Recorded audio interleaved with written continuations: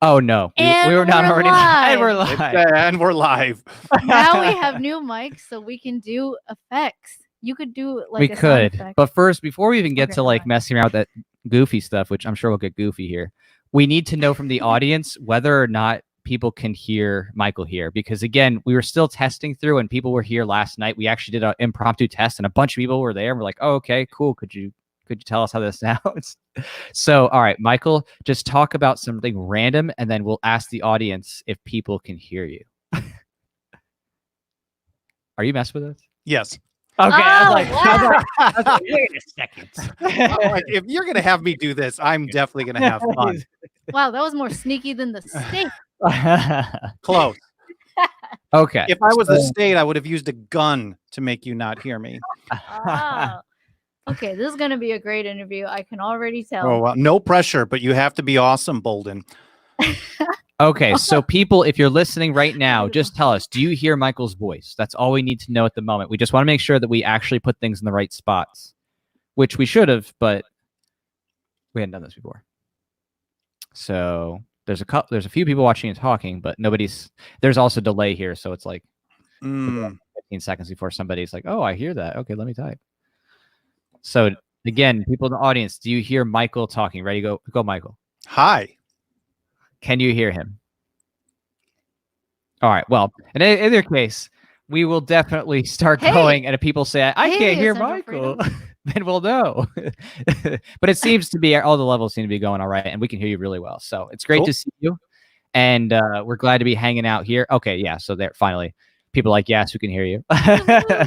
Those delays. They're anarchists. You're telling them what to do. I know. We're telling them what to do. Like, they're like, oh, okay. Yes. We're not going to listen. Okay. Yeah. Don't tell us if you can hear me. Now a bunch of people are like, yes. So like, okay, there it is. Okay, some contrarian asshole is immediately going to give you the opposite every single time. I hear everybody. Okay, great. Tons of people are now saying that they hear him, which is good. We want to hear him too, because Michael is awesome. And we are here to talk about, I don't even know. No, I'm just kidding. We're here to talk about, everything and anything, especially as we are, heading into last week of our Red Flag reality film campaign. We especially want to touch on red flag laws and sanctuary cities and other topics that, of course, you, Michael, have brilliantly spoken about in a few of your video casts that I've seen recently that were excellent. And cool. Great. Thank you. Yeah. Oh, I love your stuff. Awesome. So I loved it for years. I love many parts about you, but including the video podcast I've been getting you put out. To learn. Yeah.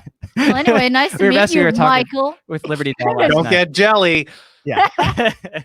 How can I not when you the way you sound? Look at that face. Look at that smile. That's a winning smile. Aren't you married? Immediately. Oh yeah. Hence, no, I don't believe in a government permission slip. So you're married in commitment. Right. I don't believe my partner Sarah is either. So therefore, which is interesting because Sarah is totally not political. And I was giving a speech. I had never really told anybody in public this story before. Maybe I had. I don't know. But I was doing the speech over the weekend, and somehow I had pulled up a slide on this presentation about Second Amendment sanctuaries. And obviously, we're going to get into this in a little bit. Yeah. And I'm like, bunch of cop lovers here, right? And everybody's like groaning. It made me think of Sarah, who I've been with for a long time now, since 2003. And like in the first year of our relationship, she's not political at all. She doesn't engage any of it. She isn't aware of what's going on. She hates it. But at one time, we're like in a car in Pasadena or something like that. And she looks over at me out of nowhere and says, I don't like cops. And I immediately was like, oh, man, okay, all right. I think this relationship is going to work. What was it that, triggered that thought? What was... She probably saw one. I remember once she was pulled over for doing 30 in a 30 zone. And she got a ticket for that. And I think she just had always had just bad... I think a lot of people have bad interactions with cops in general. I mean, obviously, some people are brainwashed to think that they're protecting everybody, but people who have interactions with them, I think, are just not awesome. And so I think it's kind of just instinctual just to not like the state enforcers that come after you for stuff. Most people don't Yeah. usually get excited when they see, you know, red and blue lights coming up behind their car. It's Oh, not- and in LA, Yeah. man, I literally tell people when they visit, I'm like, do not look them in the eyes. They have laser eyes. I mean, it's funny, but when I see them in packs, they're like a gang. They scare me. So I do not mess with them at all. Can I say something? On the No, I same mean, yes. token, there. Thanks, man. Thanks. Okay. I'm sorry, I'm joking with you. So on the same token, there are those who have learned to just like lick the boot, so to speak, like really just bow down, like, hey, I'm so sorry. You know what I mean? Like some people handle it interesting, and some We all do in a way, though, don't we? oh yeah. I mean, that was my first Some way more of consensually acting. than others, but yeah. Yeah. One of my I used to be so statist in that police. I just really felt like, and maybe it's partly my Myers-Briggs personality type and wanting to like uphold principles and like tradition, but like, you know, one of the jobs for a my personality type is cop or police officer. She's the fun police. And Are you a Sagittarius? no. Oh, okay. I No, went to she's cop school for one semester. Yeah. I literally went to cop school when I was in my early Wow. 20s. What happened? I can I see don't that- know. It didn't last real long. I went to like 4 different colleges over 7 years and never got a degree. So I didn't, I mean, Wow. I think for most people, they don't need to go to college these days anyways. And maybe I was a little advanced or kind of straddling the, oh, I have to get a degree to be able to do anything in life versus whatever I was doing. But I went to cop school and I thought they were all good guys at some point myself. I was a good socialist when I was growing up. But I remember a few years ago, were you still telling a story? Oh no, that's okay. Oh, I mean, okay, cool. No. It But just you made me go think of this because I had this interaction. The last time I really interacted with a cop, it was a long time ago. I generally avoid them these days, especially LAPD. They are violent here. And I get in the car with my buddy. He picks me up outside my apartment building. We literally drive about a block and a half. And this motorcycle cop cuts across and does a U-turn across in front of 3 lanes of traffic to come around and pull him over. He pulls him over. He pulls and because of not having seatbelts on. Honestly, I don't know if either of us were ever going to put them on or not, whatever. But he pulls us over just for not having seatbelts on. He gives my buddy a ticket. He comes over to my side in the passenger seat. I'm thinking, oh, maybe I'm getting away with nothing here. And and he comes over and he starts writing me this ticket. And he's explaining, you have to appear on this date. And here's your ticket. Can you sign it? And I thought I was super slick. And I said, officer, sir, not to be disrespectful or anything, but I'm just curious because I want to know my options. What would happen if I didn't sign this ticket? I just thought I was going to be tricky. And he leaned back. He leans back and he's like, he's grabbing his chin and he's clearly thinking about this. Mind you, I had my window open, maybe 2 inches, maybe 3 inches, barely, because I thought that was part of the process to like outsmart these violent people. And he leans back and he's like, well, I guess what I would do is I would drag you out through that window onto the ground and down to Metropolitan Jail here in downtown LA. And I was like literally frightened. And I'm like, okay, I'm going to sign this under duress because I still thought I was smart. And then he literally went off like he was raging on me, screaming about no one's threatening you. And I'm like, that was the last he time. literally just threatened you.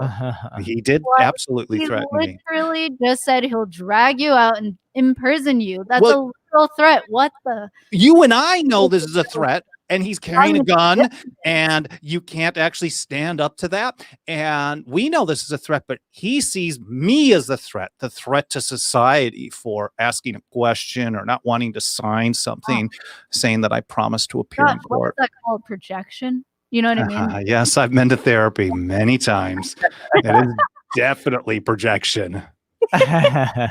Wow, I feel like I'm on your show. So I've watched your podcast on 10th Amendment Center, and I enjoy it. Oh, that's awesome. That's awesome. Mornings, you're all productive in the mornings. You got your coffee, and I'm like, I'm ready to go too. I'm like, yeah, it's definitely a ton of coffee. The Constitution and the founding fathers. Yeah, a ton of coffee. I can tell. That Cali coffee strong.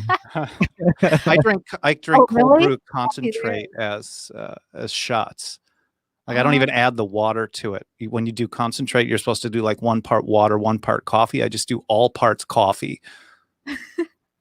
Michael's just literally like Wired. the Energizer Bunny, but Oh, I thought coffee army was of strong them. in Washington. 'Cause I know And what one that's man. like, Starbucks origin, but no, it's Cali.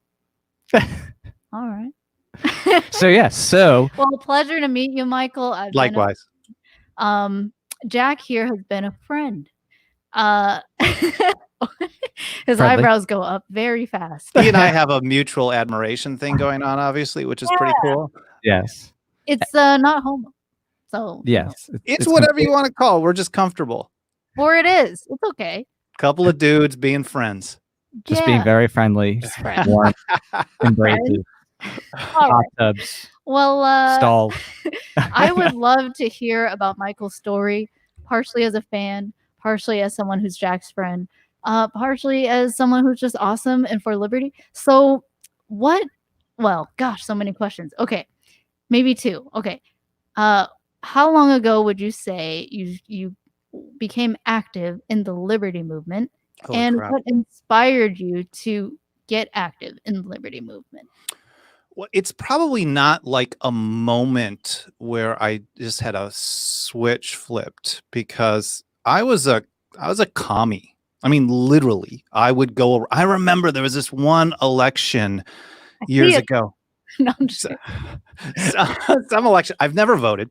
I tried once for Ron Paul, and then I got a certified letter from the California Secretary of State sometime in, I guess that would have been summer of 2009, months after. They said, oh, you weren't registered, you weren't on the rolls, even though I know I definitely sent it in. I sent it in with a tracking number to make sure that they got it. But anyways, so I had never voted before then, haven't since then. On a technicality, I never have. But I used to proclaim myself to be a Marxist. I probably was a pretty crappy one, but I really did kind of believe these things. I remember thinking to myself, oh man, if they're going to bail out the airlines, or they're going to bail out the whatever, why doesn't the government just own the airlines? Or why doesn't the government own that stadium, whatever it may be? This was my instinctual view on literally everything. I grew up in Milwaukee, Wisconsin, where we had probably one of the last mayors of a major city that had an S after their name. Like if you voted R versus S, or D versus S. We had a socialist mayor, this guy, Henry Meyer, it was the mayor, something like that. Mayor Meyer, that was his name. And he was literally the mayor for decades. He was around for decades, and he was a socialist. So I grew up with this mentality in government schools that like every problem had a government solution. So it was just instinctual for me. And I think for me, at least, that's why I do a lot better connecting with people from the left, because I personally understand where that mentality comes from. And oftentimes I find that the goals of people on the left are far more aligned. Like, oh, I want people to have better income. I want more equality. But they just think that government is the solution to do that. And I somehow got lucky and learned that it wasn't. But it was a very slow process, and I'm probably still learning today. Harry Brown was very influential on me in the 2000s. So I used to read him a lot and listen to his radio show for many years. But there was not just one particular day. Maybe the Iraq War in 2003 was that. When did that first start? I was out protesting in the streets and getting run over by cops. And that was a big part of it too. That's an amazing story. It's interesting. It's just stuff. It's just stuff. That's your life, your awesome life. And I can totally relate to how I myself, I would say I was like a Democrat more, like probably center left. Okay. Like I thought the welfare state was fine, mostly because of my immigrant family, going through it when they first came here, and that, propping them up, and, me having that emotional attachment to that policy and not realizing the nature of the violence. And because most people don't know what taxation is, and they may very well believe it's totally voluntary, especially if you go through public school. They sell you such a beautiful story. Like, oh, they government your parent and they just take care of you and it's gonna be okay. And there's snake oil salesmen in the world, but the state's on your side. I mean, that was the one of the most influential stories growing up. Was like the state's on your side. Say hi to your local policeman. He's here to like protect you. He's your friend, and that's what I grew up with too. So that resonates with me how, even though I've totally flipped to being an anarcho-capitalist, like anti-state, but also a capitalist, total free market, no regulations on the market, just free trade. I still empathize with that mindset. And it really comes from a place of need, like a place of not having your needs met. That is the most common thread that I've seen with people on the left. And the desire to be socialist or communist or have the government take care of you. It's growing up in a world when you're young and you didn't have parents at home, who really took care of you. You had a lack of needs being met in some way or another, either emotionally or physically or, including food or shelter. And that's what I've noticed is that kind of trend. And think about it. We all went through government schools, or even like I started out in a Catholic school, but the Catholic schools are still accredited by the government. So they're not really that radically different. They're still teaching approved texts with approved methods, all approved by the state. So it makes sense to me that if you're from cradle to grave, we're taught that the solution to our problems come through government. Of course, it's hard for people to break out of that. I remember thinking in Iraq War II, I can't remember what number. If you listen to Horton, he can narrow it down. Scott Horton narrows down which one's which. But in the early 90s, I remember being in tears thinking about how patriotic it was for people to be going to protect America. Like, this is, and when I learned shortly after, this was around the time where I started thinking, oh man, this is all a bunch of crap. It was very difficult for me to accept that America was not bringing freedom to the world. Like, that was a very hard transition. And even though I spent a long time after that, still as an avowed commie, avowed Marxist, probably more Trotskyite than anything, but, if we're going to get technical, but there we go. But it's like very American. It's just hard to accept because you live your whole life. I mean, we're taught that, Vietnam, the Vietnam War when I was a kid was a just war. I mean, just the absurdity of things that I learned throughout my life. Wow. And then that's an interesting connection because, like, my family came here escaping the aftermath of the Vietnam War, and so did some of my family. My uncle was a plainclothes something or other who was behind the lines in North Vietnam for the Pentagon. He met a Vietnamese lady. They're married. They live here in Northern California. My cousin. Vietnamese, well, he's half Vietnamese and he married a Vietnamese lady, lives in Orange County here. So like, it's amazing how that didn't resonate, probably because my family was some kind of DIA or CIA. I don't even know. My uncle never, ever told me what he did for a living. The only time I ever heard one thing, because it was always very secret, is some kind of intelligence officer. But at one point, I'm at the funeral of his mother, my grandmother, who I love dearly. And I have a really bad separation anxiety. So when this is over, I'm going to be a mess. Bad separation anxiety. So I couldn't even go into the church for the service. I'm crying. My uncle comes out and he puts his arm around me and he says, yeah, I've seen a lot of death in my day too. I understand. And I'm like, it just slapped me out of it. I'm like, oh, really? Because I want to hear some stories about what happened in Nam, dude. Like, I want to hear. What did you do again? So, wow, that's fascinating. So it's interesting that I think you probably have a better perspective coming from an immigrant family than I do, understand, even not as an immigrant, but with relatives, very close relatives who are, but the immigration was kind of through the Pentagon. So. Wow. Interesting. Yeah. I mean, it's definitely something that, all this cloud of history and people trying to be historical revisionists is coming to an end. It's starting to become a lot less foggy thanks to people who are internet. waking others up, you know, Yeah. like yourself, Like talking Tom about what Woods, actually is Michael happening Boldin. and, you know, revealing, you know, the true nature of the state. And of course, one of those big things that's starting to come about too is unraveling the myths of gun control and unraveling the myths of, you know, Oh, the NRA is, you know, there to help you, like you talked about, and that red flag laws are actually there to help people, you know, who are having mental health crises and things Can like I that. say how much I can't stand the NRA? Oh, of course. Oh, I of saw your course. video on that. Like, We shared that I video. did one top 4 reasons. Well, literally,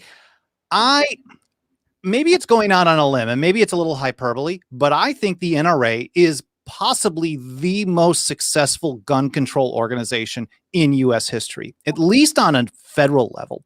Because Oh, if you go through all the worst gun control measures on the books in Washington D.C., National Firearms Act of 1934, Gun Control Act of 1968, Undetectable Firearms Act of 1988, which the NRA is very proud of, the NICS system, the background check system they brag about creating, the bump stock ban.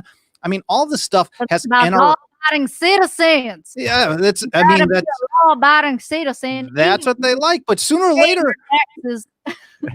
and that's what they say. They only want the right to keep and bear arms for law-abiding citizens, but they keep making Wow. more laws, and eventually You know what I just that means no one has a gun. Because and I Right. think the whole mentality out of the NRA is very, very dangerous. I think, I mean, maybe a lot of people who are members, and I've met a lot of people who are members who really, when you say, "Oh, I don't believe in any gun control," they're like, "Yeah," and I'm like, "Well, how can you support the NRA?" Well, because they're the most active in my state. I don't understand where the trade-off. Let's say they got you a constitutional carry, which I'm not a big fan of because it's all about permits and stuff like that. But I think it helps create a culture of self-defense. But they'll say, "Oh, it's good in my state." I had a guy tell me about this in North Carolina. They're really strong in North Carolina. I'm like, but what about all the other gun control that's being enforced in North Carolina from Washington, D.C. that comes at the hands of the NRA? Because they don't care if they have a machine gun because they've already submitted at that point. Right. Right. I agree. And I mean, just just in big terms of the statists. history, because they've been around for so long, it is hard to beat the actions that they've done. And I don't say beat in a good way, you know, because the NRA has, you know, been a long-standing historical organization. So certainly members from them have had the opportunities over the years to either help or hinder, you know, the right to bear arms. And if you go back and actually follow through the history, they certainly were there at some of the most critical junctures Yes. for, you know, basically upending the right to bear arms, which once you start looking at that, it's hard to sit there and say, oh yeah, the NRA is, you know, the guys out there are supporting you. And you're like, wait a second, no. And then they become less of this boogeyman too. It also becomes like a joke when like Mom's Man Action or Sandy Hook Promise or these I think groups it's like, absurd. like that's hilarious. It's absurd. I mean, they can all fight amongst each other, but to Yeah. me, the end result, like moms demand action. They're not getting any new gun control passed, really. I mean, maybe here and there, but not big ones like short-barreled shotguns, machine guns, undetectable. I mean, 3D printers, we're talking about, they've already pre-banned on the federal level 3D printed guns in 1988. And they're very proud of it.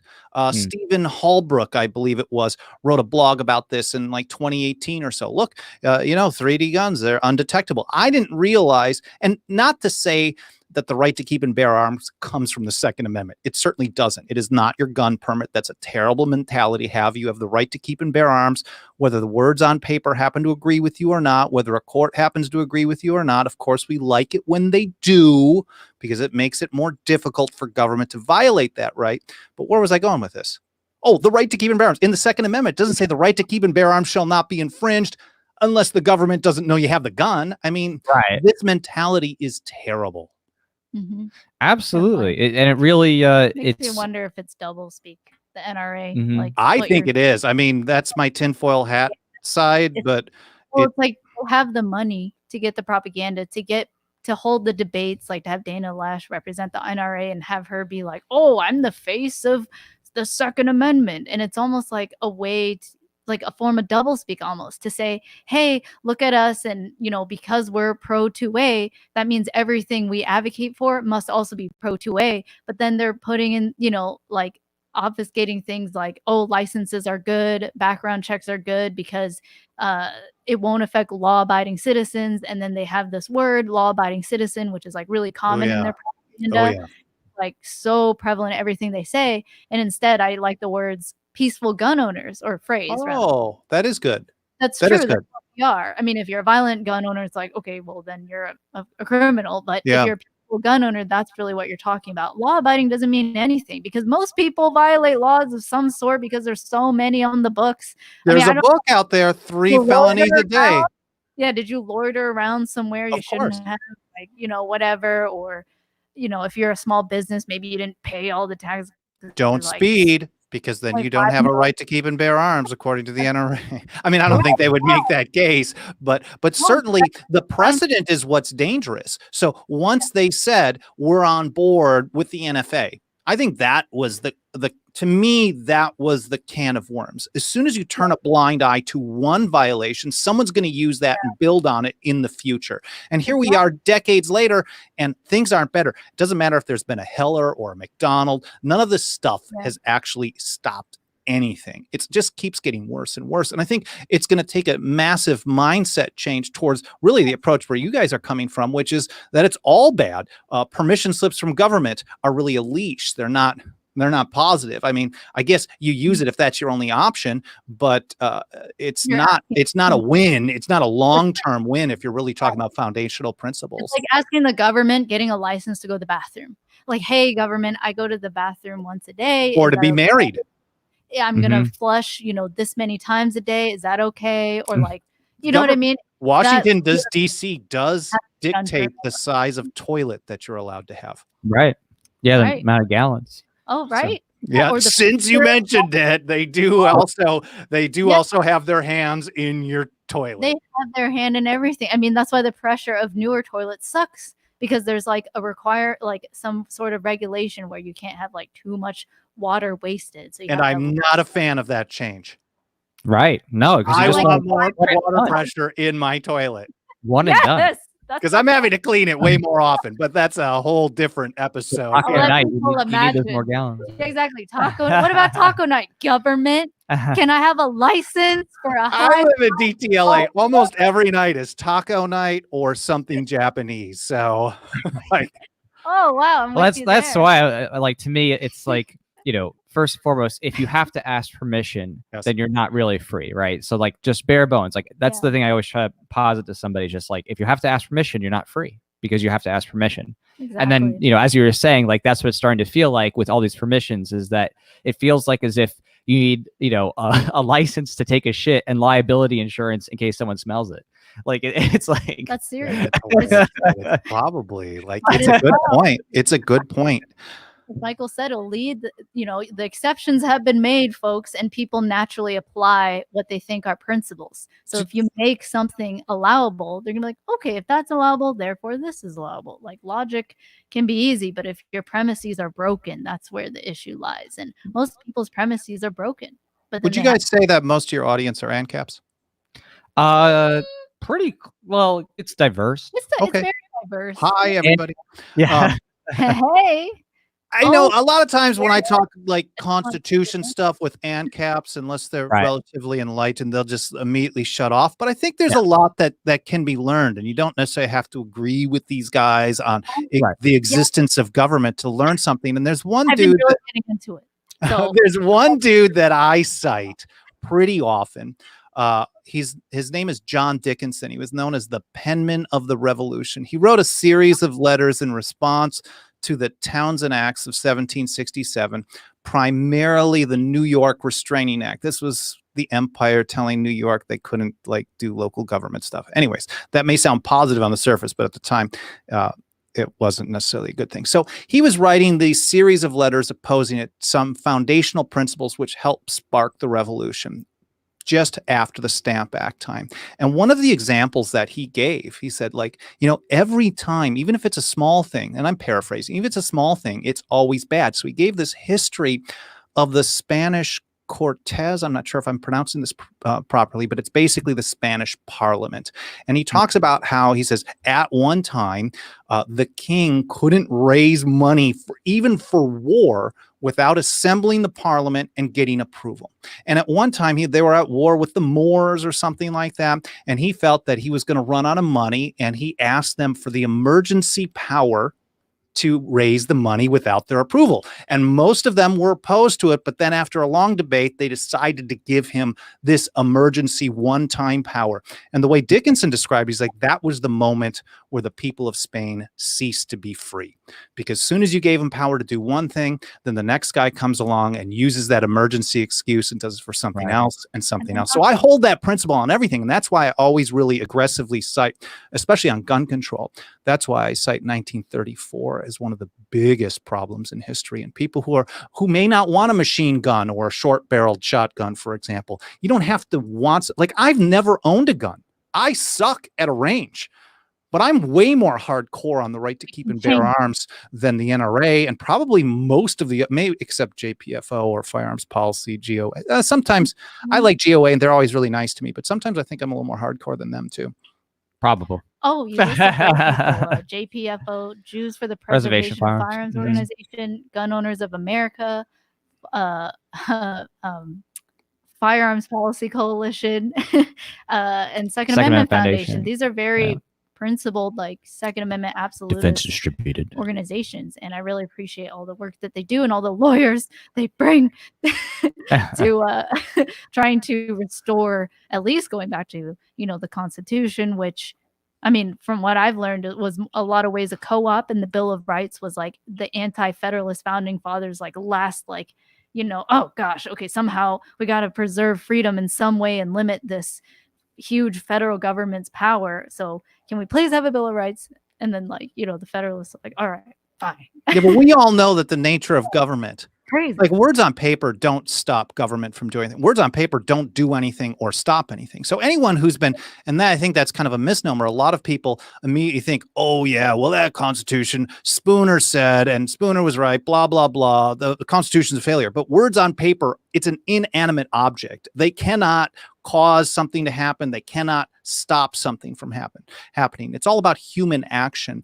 And in fact, even like James Madison, father of the Constitution, he wrote in this paper, Federalist 48, he would regularly refer, and this was a common thing, referred to the Constitution as a mere parchment barrier. Like, if anyone thinks that they intended for the Constitution to enforce themselves, they just don't know the history. And of course, we went to government school, so who would learn that history? So the only way you're going to actually ever live free is if people learn how to live free, whether government gives them a permission slip to live free or not.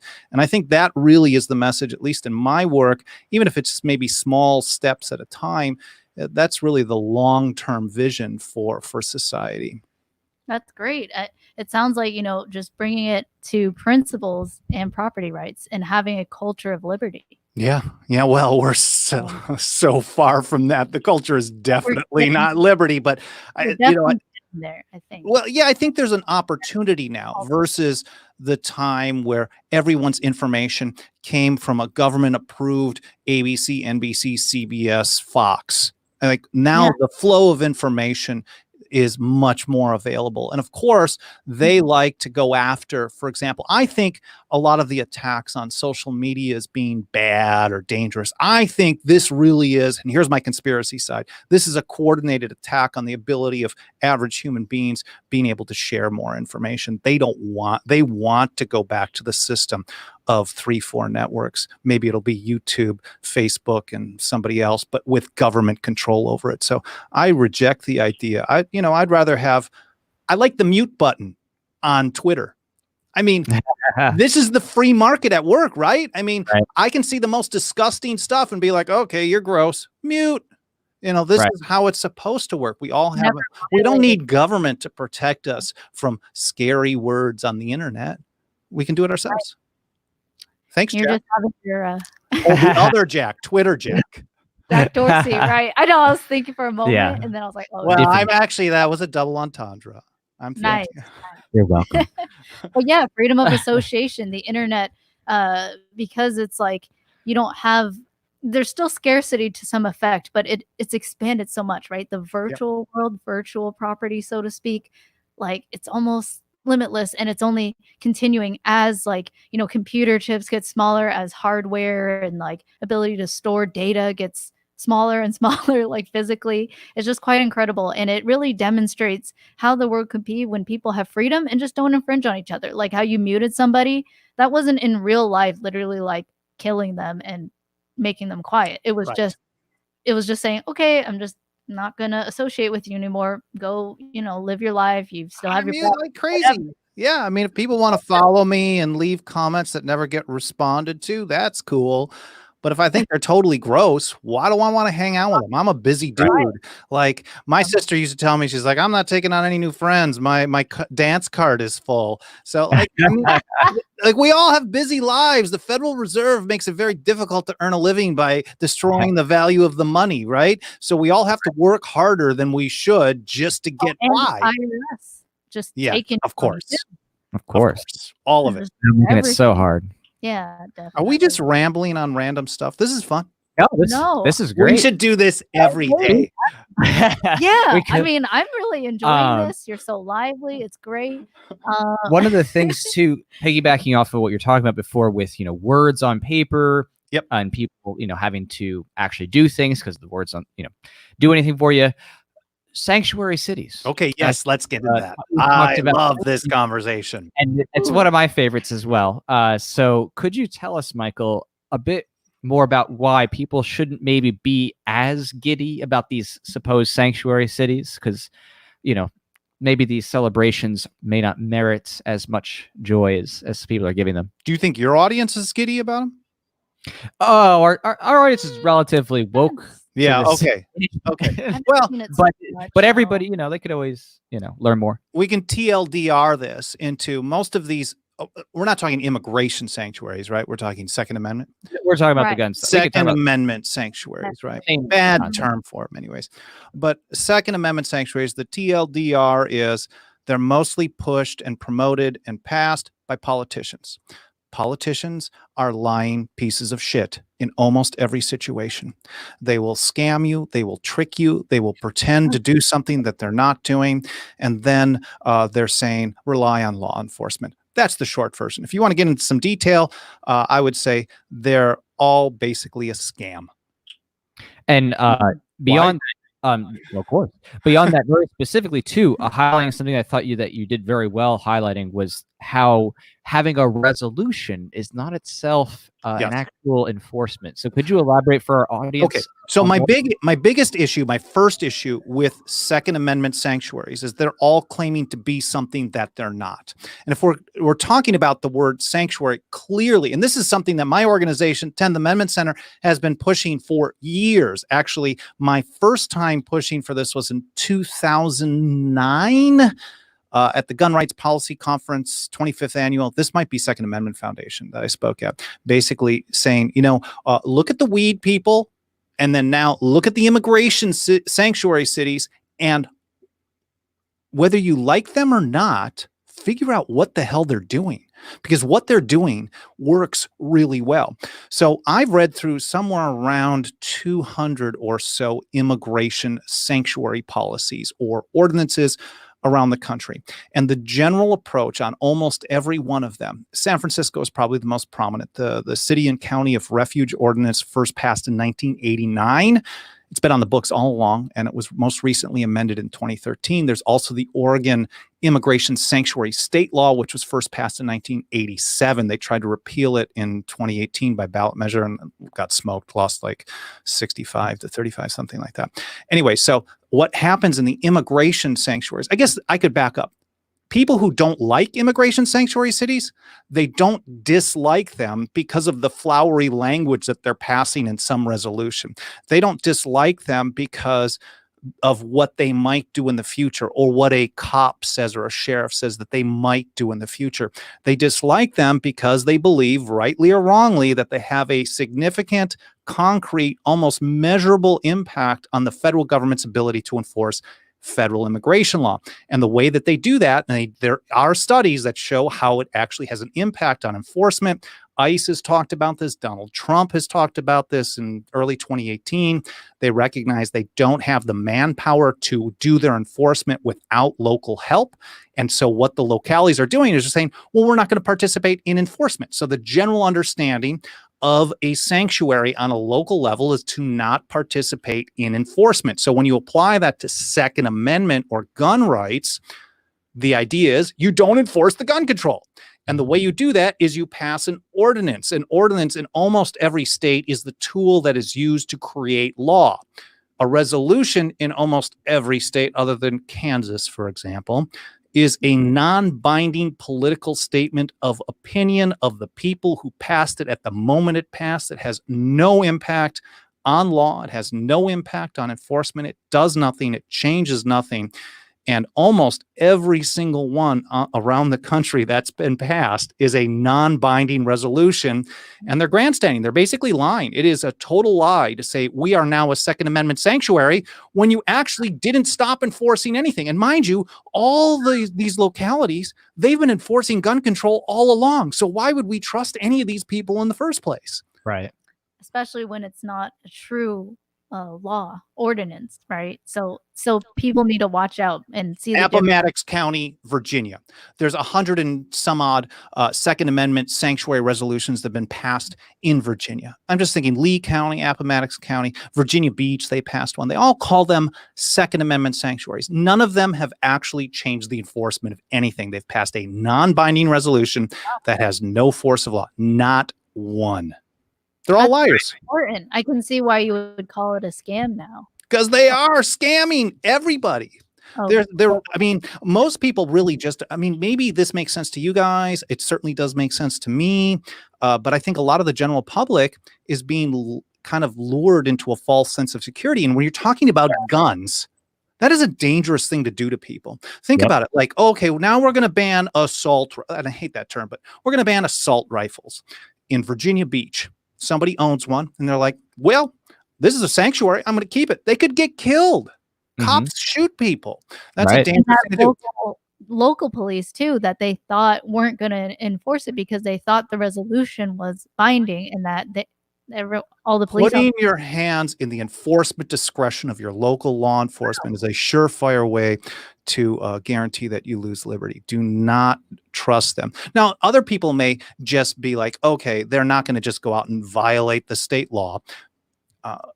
I mean, at some point, everyone's going to have to start doing that, but that's a different discussion. But at least, I think it creates a dangerous situation to lie to people. It also creates a situation where a lot of people might get disillusioned. Well, what do you mean? We just had 10,000 people go to all these different county commission meetings, and we're all getting these Second Amendment sanctuaries passed. What do you mean we have to do something else? Oh, yeah. Well, don't violate the law in Virginia that's coming up. One handgun a month, bump stock ban, trigger activators. They're going to ban fingers, basically. Bump stock's really red flag. They literally call it's SB 14, the trigger activator ban. And someone on my YouTube channel is like, what? They're banning my finger? And I'm like, man, I got to use that. So this is my first chance. So think of how it's going to play out. Like, people get pissed off when they do a lot of work for something and they think something's happened. And then they're told, oh, wait, hold on. Wait, first we're going to do a lawsuit. We're going to take this to federal court. And but don't do anything yet. We'll just see how it plays out. But I thought we were a sanctuary. No, that was not really the case. So they're lying. So if they didn't call them Second Amendment sanctuaries, I would not be so aggressively against them. I think a resolution, a non-binding political statement, if this is all you can get done, is a decent starting point. I mean, my organization talks about non-binding resolutions all the time. The Kentucky and Virginia resolutions of 1798 against the Hated Alien and Sedition Acts, these were they were non-binding political statements to nullify the Hated Alien and Sedition Acts of 1798, drafted by Thomas Jefferson for Kentucky, James Madison in Virginia. So resolutions can be great. They just have to be well written. And these are just poorly written as well. Well, absolutely. And especially, talking about that with the idea of resolution versus ordinance, there's also the issue within these states that some of these states have preemption. And so you have this Thank you, conservatives.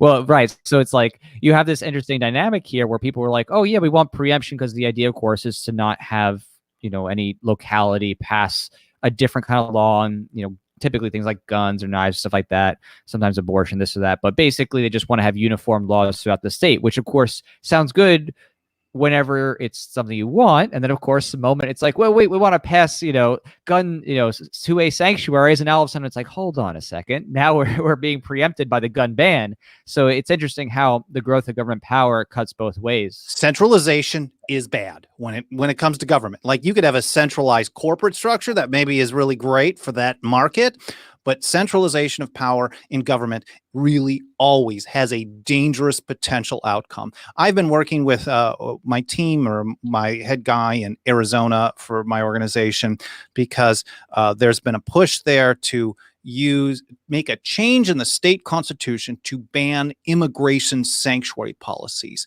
ban localities from actually determining that they don't want to spend manpower, person power, or resources to help enforce the federal immigration law, which is really a state or local government's prerogative. They are not required to do this. They aren't required to help the federal government in anything. And our warning on this really is, since this is kind of a new precedent for Arizona, if it passes, what do you think is going to happen when Virginia happens in Arizona and it flips around and it's a different political party running the show? Don't you think they're going to do the exact same thing to you on guns? Like, it's a dangerous precedent. It's a dangerous game to play, to say we're going to control people's decisions.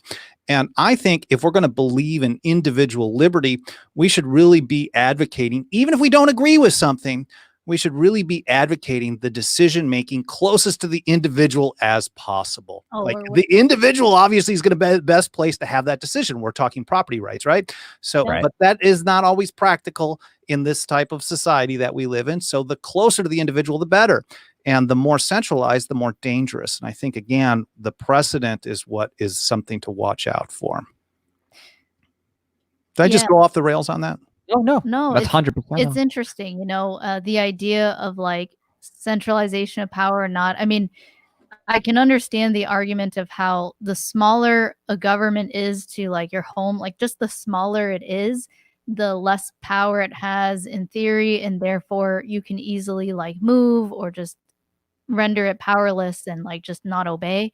But the reality is most city governments are very powerful. They have Where do they get most of their money? Now, sales taxes, like local property taxes. But I like for the dangerous stuff, surveillance, beating heads in.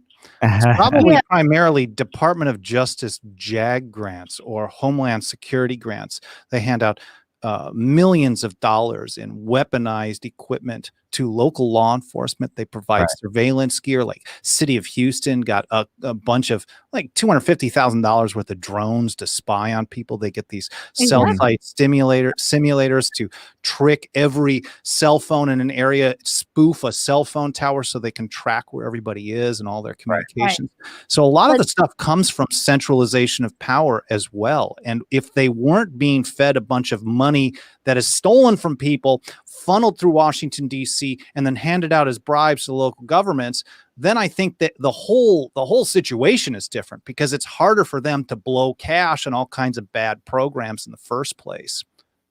Certainly, those incentives for sure could push in that direction. I just think, like, if there's going to be a government, like let's say the U.S. federal government dissolved, what's going to stop a local government from saying, okay, we're going to accept money from the Communist Party in China? They're going to give us money and resources, and we're going to be a local tyranny.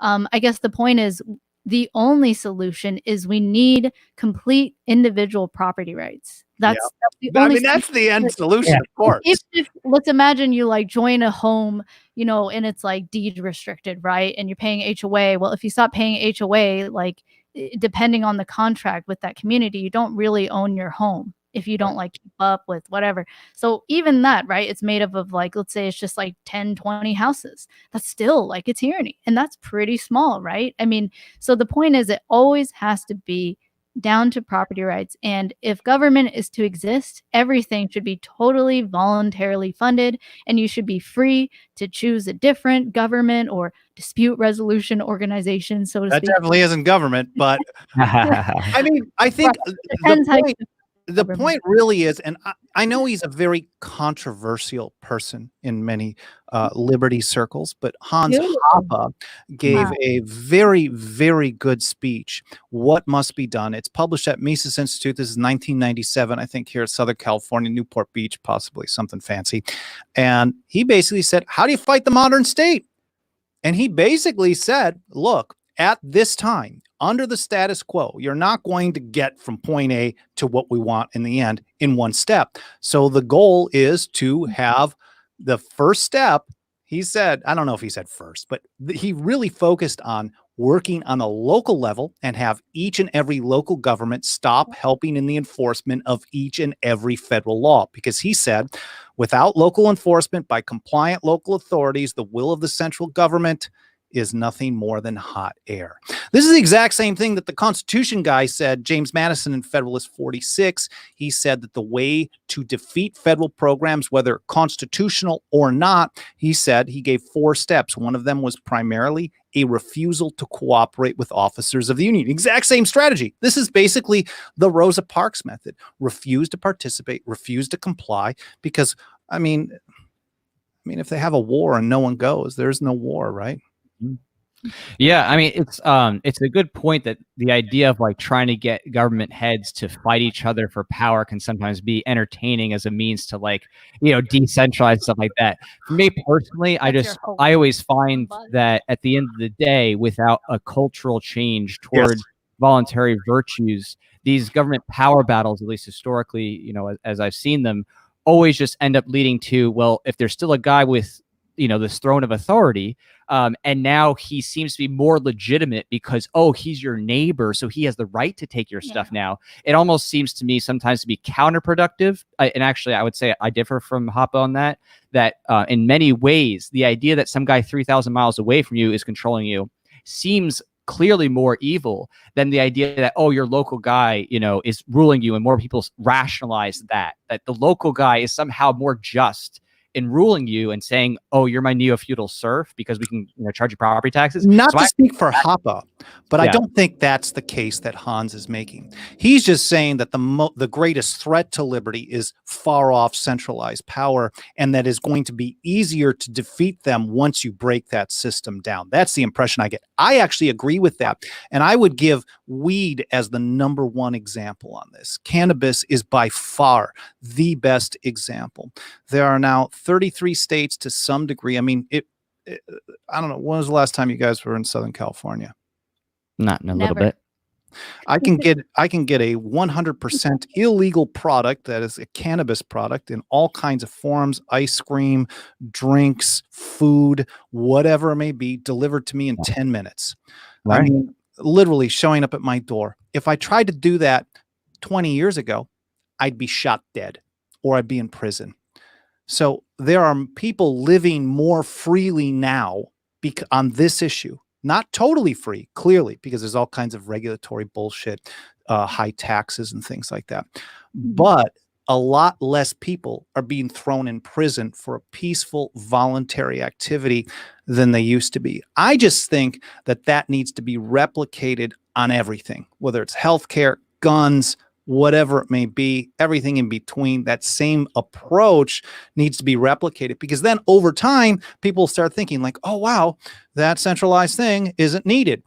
And then maybe in a few generations, the centralized thing, instead of being Washington, D.C., is then Sacramento. I think this is, really, really long game, because I honestly do not believe there is a chance for liberty in my lifetime, like the great people at Free State Project talk about. I don't think there's any chance for this. Don't you have liberty now with weed in some ways? I mean, of course, there's some. I mean, I'm still paying a pretty high tax on it, and that's not pure freedom. Clearly, the regulations are bad. I mean, you still have, so regulated. Well, I want to push back on some 2 things. One of which is that, you know, although you might experience more economic freedom in the sense that it's at the open market level, it also has dramatically funded the welfare state. You know what I mean? Because now they have these taxes from whether it's tourism or and that gets to your point about having to have in conjunction with this, you have to have a cultural, a mental shift, Right. because really it gets down to human action. As long as Yeah. people still demand these socialist or socialist type programs, they're going to exist no matter what happens. Well, I would say that in a sense, though, and I think that to quote another controversial figure, although I don't agree with a lot of his stuff today, but some of his stuff. But Stefan Molyneux, as he noted, the states that are the smallest end up the largest in the end because of the bounties of taxation. So even if you think, oh, I got my small local government and they're not, treating us too bad, well, guess what? They're going to become rich from the bounties of a free market, and they will become a big state no matter what, because eventually they're going to get all that benefit of a tax-free market. And so to me, I see it as, while it's a nice idea, like the idea of like, oh, let's get little government to fight big government and decentralize. I think that as long as you still have those things going on, and of course, in other arenas, you're losing liberty. Like California was open carry 2014, and then now it's not. And now, anybody can call and say, "Oh yeah, he's scary," and they can red flag you. California was open carry.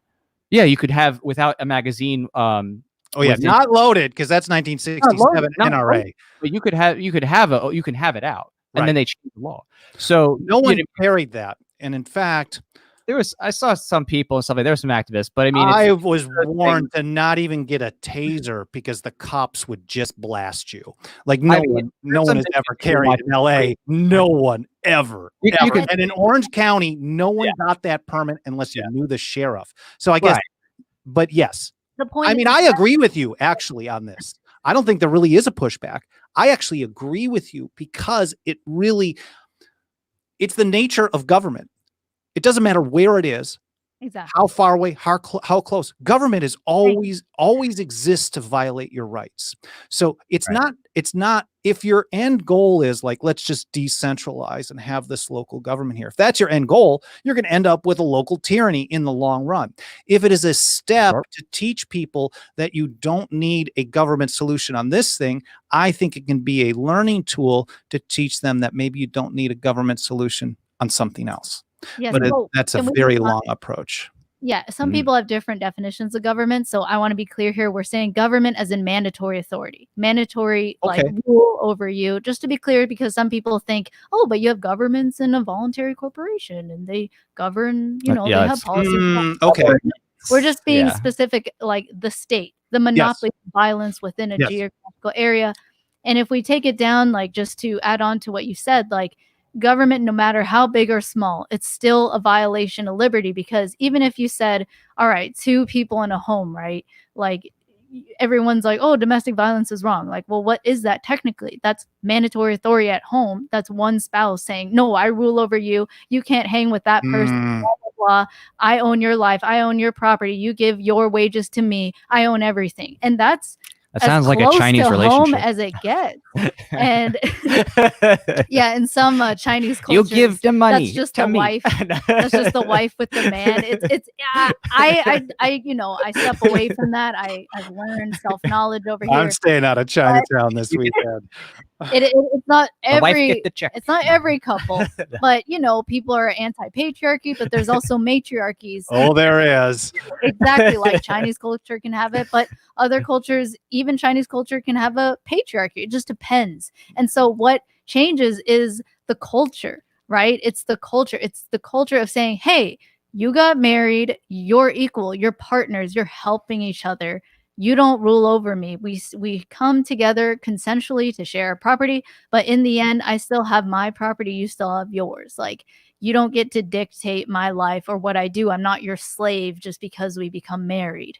And so, I'm just trying to give that as an example to hopefully bring some people, closer to home of what we mean by the nature of of the state, and why, no matter how big or small, whether it's a city, whether it's America, 50 states level, whether it's in your own home, all of it is a violation over yourself. And the only mandatory authority that one should have in their life is themselves, their brain, their own free will, their choice. They should be free to control their own bodies and their properties, associate with who they want, have their space, and that's really it. And when we're talking about culture change, right, the biggest thing I learned from the weed movement is it was the culture. It was rappers making music, talking about weed, talking about being thrown in jail and living a life like behind bars. Like that's actually one of the things that really woke me up was the war on drugs and the music and how it affected my own family, and just realizing the nature of the state just through that very thing, the war on drugs.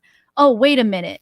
This is my choice, my body, my choice. It's like me being thrown in jail because I had some pho with extra meatballs or like tripe. And they're Elvis like, hey, got arrested for putting his hand near his hip back in the late 50s, early 60s. I mean, crazy.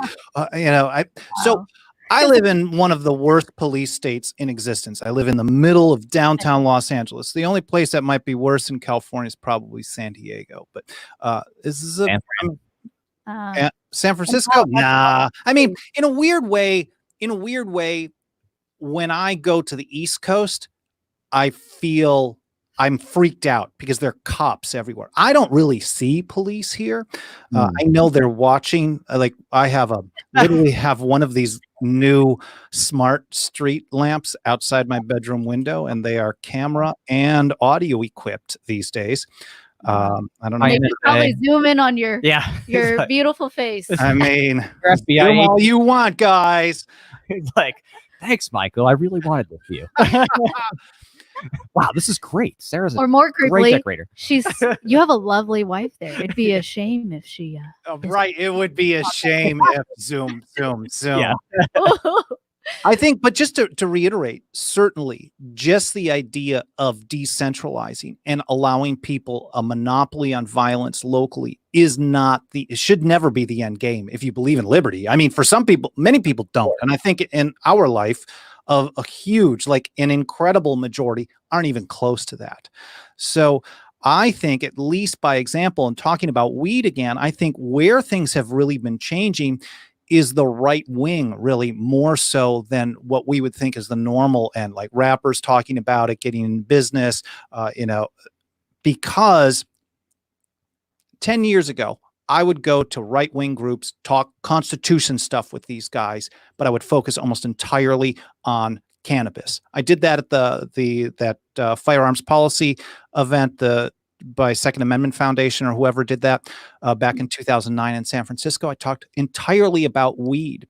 And the reason is it's an example of how without permission slips, I told them this story about here in downtown LA, at least at the time, they had this annual event called Hemp Fest. It was at the LA Convention Center. It was 100% illegal, according to Washington, D.C. There'd be like 50,000 people there buying and selling products, promoting things, ways to conduct transactions, how to set up a retail store, whatever it may be. And it's all illegal, but no one's bothering them. There's no raids, none of this stuff. And I said, sooner or later, the gun people are going to have the courage of the weed people and start doing this without permission. And it was dead quiet. And then all of a sudden somebody got it and the crowd went crazy, right? And all these people started lining up and showing me their medical marijuana cards. I'm like, no, that's not my point. I'm not trying to tell you to go get high, whatever.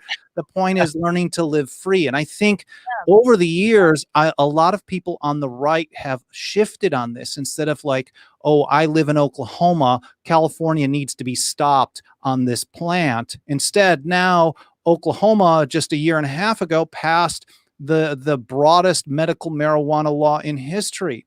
Like in every other state, even in California, when this first happened in 1996, the laws actually restricted physicians on what types of things they could recommend cannabis for. In Oklahoma, here, the reddest of the red states, after all these years, they actually specifically said this is a patient-doctor relationship. The state doesn't get involved. And I think over time, as people learn how this plays out in practice, I think you have to give them examples of how living more freely can actually be a positive thing.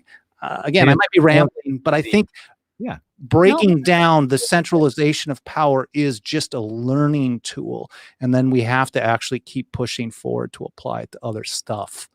Yeah, the culture, exactly. In the end, it's about the philosophy and the principles. And the philosophy. with some pho on the side and some spring rolls. That's good. I'm like obsessed with that. I like no joke. Not a bad thing to be obsessed with. Oh my god, the Cali has some of the best pho. I'm obsessed with your dude, and that's a real problem for me. So. his spring rolls. Oh, You know, we will have Oklahoma, to- once they found out though that, you know, the main thing that was holding them up is they just had to make sure that the weed wasn't gay. And then once they found out they could have non-gay weed, then they're like, They're okay, like, yeah. It's It going- was from America. it's going straight through. A few years ago, the state attorney general of Oklahoma was trying to get the federal government to come in and shut down weed in Colorado because it was crossing state lines. I mean, this shows how much this has changed, because we were all told, you know, if they legalize this plant, the world's going to come to an end. You're funding the terrorists. I used to even hear that one. Oh, yeah. This illegal drug is going to fund the terrorists to take over America. And now they see people becoming billionaires and everybody wants to get in on it. Of course, the state does as well. And that's problematic. And here in California, you actually start seeing that the real free market, the black and gray markets, have a very significant share of the market overall, and the white market. And then we can even talk about the internet, the light net versus the dark net. The light net, at least from what I read recently, is really only about 30 to 40% of the entire internet. So there's a lot of markets happening. I know agorists out there who are really excited about this too.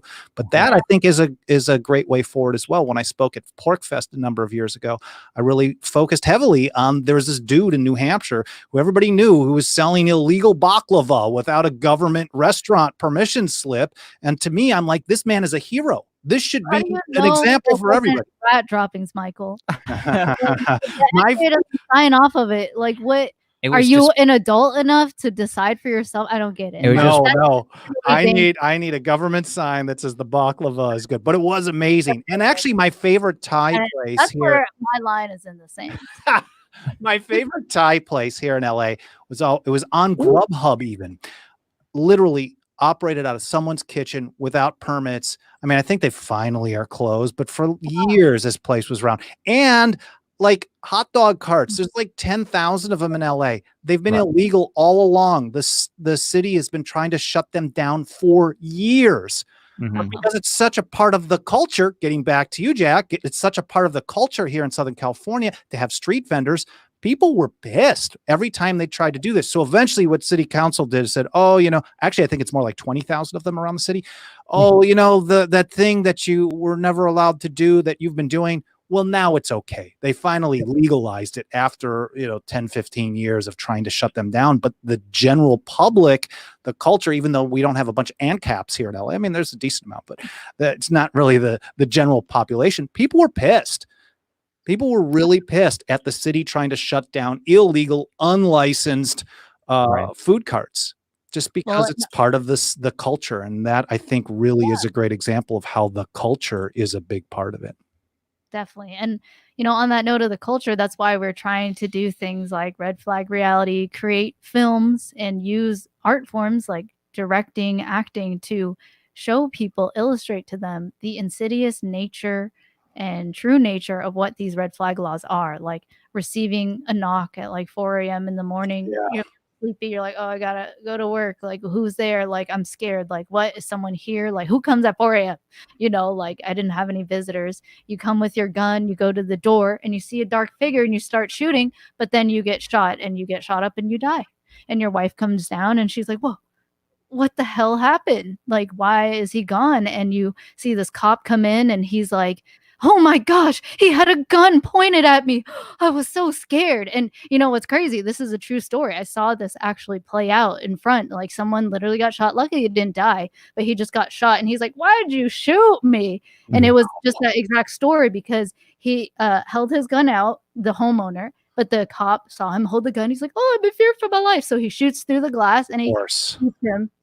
Luckily, the guy survives, but what if he died? What if the wife, I'm painting that illustration, but that's why we want to do Red Flag Reality and show the very possibilities and what has happened, bringing examples of what has already happened with red flag laws. What's his name? Take the guns first, due process later, Donald Trump. They want to have that for the whole country. And of course they sell it on the idea of, oh, this is just for the dangerous people, mentally incompetent. Right. I don't think it takes a really crazy imagination to think how someone might use that 5 years, 10 years, 500 years down the line? Why would anyone want to create a scenario where people centuries in the future can get just blasted for, whatever, anything, thinking the wrong thing, attending the wrong rally, reading the wrong book? I mean, it's happening now. It's happening now. It's not. Then we have to think of the future, in your and it's already happened. beautiful state of California. Yeah. And what they're trying to do in Virginia. Well, it's going to happen in Virginia. Well, yeah, it's looking pretty scary, and it's one of those scary things where like, oh, this is to help those who might, want to be committing suicide. It's like, wait a second. So you're telling me this person's suicidal, they're armed, so you're going to send a bunch of armed cops to this armed person who's suicidal. How is that supposed to stop them from committing suicide again?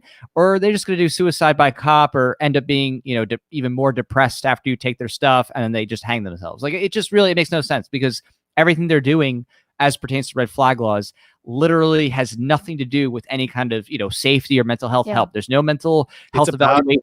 It's about taking guns from people. That's absolutely. Yeah. And that's, again, we're getting back to the whole idea of the precedent. They use the idea of, well, this is a person in a very difficult place. And human beings, I think most of us, are compassionate. And we're like, oh, wow, that person needs help. But the solution being offered and the mentality of the people supporting them is totally off base. That's not what you do with a suicidal person. They need treatment, not a SWAT team. A SWAT team is not proper treatment for someone who needs help. And a smart person is going to figure out how to kill themselves before they show up.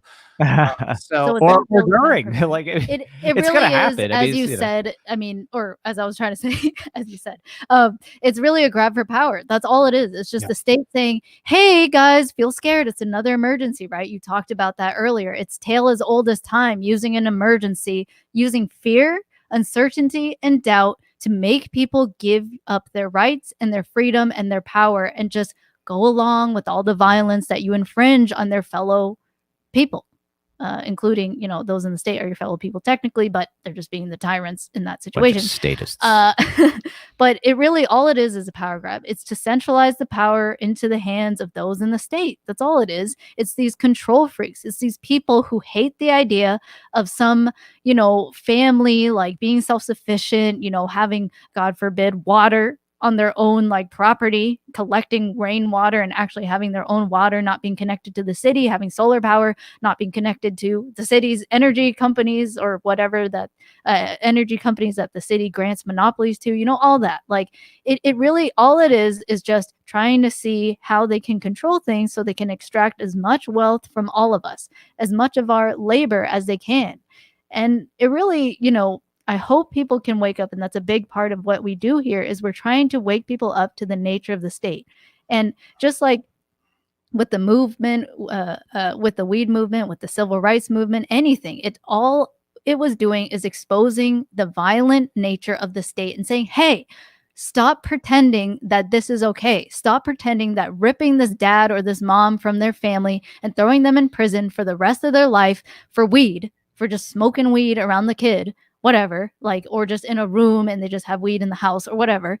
Just stop obfuscating reality and saying that that's moral in any way, and call it for what it is. It's immoral, it's evil, and it's wrong. And that's what we're doing now. There's a huge culture. Virginians are standing up as well. They got a huge wake-up call when Governor Northam got in, and then all the gun control legislation was being proposed.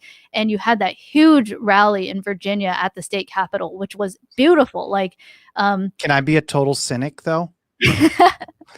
Yes. Oh, sure. Of course. Can I be I'm really cynical about what's going on in Virginia. I'm watching the legislation all the time. SB 14, SB 240, HB 69, or SB 69, SB 70, the so-called assault weapons ban that so many of the gun rights groups are claiming that it's dead. This is bullshit. It is not dead. They just voted to continue in 2021. Continue to 2021. This is a very common practice in Virginia and in many states. So in New Hampshire, they refer to interim study. I mean, I read thousands of bills every single year. This is just part of the process. Like China and the all the 5 demands of the protesters, they're the extradition bill. They just wanted that. Oh, right. They're like, hey, and they're like, okay, we'll table it till next year. And they're like, Yes. no, Full withdrawal. Yeah, Full that isn't right. So the assault weapon ban in Virginia isn't killed. And I think a lot of people are putting a lot of faith either A, in Second Amendment sanctuaries, which are going to do absolutely nothing. Are B, there any ordinances? Sorry, it begs the question. in But Virginia, zero, not one. wow. Zero, not a single one. And mind you, I have reached out to Virginia Citizens Defense League, tried to explain to them what they need to do. They are not interested. The only organization that actually, and I've reached out to all of these organizations, the only one over the years who ever listens is Gun Owners of America. GOA does know what needs to be done. I'm not sure what they're pushing for there. I mean, they're working very closely with VCDL, and they're pushing, I mean, it's just garbage. So I think the goal is a lawsuit. And I think what that's going to lead to is potentially more centralization of power in Washington, D.C., because if they can, the more that Washington, D.C. gets a control of this, and I think in the future, Washington, D.C. is going to be determining what the right to keep and bear arms is even more strictly than it is now. So at best, it's more power in the hands of the feds. I don't trust the Supreme Court to protect liberty. These are terrible people. So I'm just very cynical. Well, most of this stuff is passing. It is already through both chambers. For example, the trigger activator, the bump stock ban in Virginia has passed both chambers. It just needs to, they just have some technical amendments that they need to work out. That's going to be passed and signed. One handgun a month law is very close as well. And a lot of people are thinking like, whoa, one handgun a month law, where the hell did they come up with that? As if it's some kind of a new thing. And this again goes back to the idea of precedent. If you turn a blind eye to something that's bad and you don't do something about it because maybe it doesn't affect you, and this is what I hear from a lot of NRA types when it comes to the bump stock ban from Donald Trump, the worst federal gun grabber in U.S. history. Not even worse than Obama, Donald Trump, and he brags about it. His administration, as an aside, has actually done more per year, more federal gun control enforcement actions than anyone in history. Trump himself said that. You can get the stats right. Doublespeak is very strong. Huh? Said the use of doublespeak in his presidency very strong. Because it's sold with the idea, like if you heard parts of his State of the Union address, it's sold with the principles of liberty. He says no one's touching your Second Amendment, and it's like, but they don't count. They don't count the NFA or the Gun Control Act or Undetectable Firearms Act. That's not your Second Amendment rights because you don't have that gun. So they're not touching. It is doublespeak. That's a good call. So one handgun a month is a big one for me too, because I focus so much on precedent, and that law was already on the books from 1993 to 2012. Now, 93 was the last time, 93, 90, or early to mid 90s was the last time that Virginia was run by Democrats. So the assumption then is, oh, the Democrats passed this, but it wasn't like it passed 21 to 19. Almost all the Republicans voted in favor of it, including the guy who ended up becoming governor, who decades later signed the bill to repeal that. So it was a one handgun a month law was on the books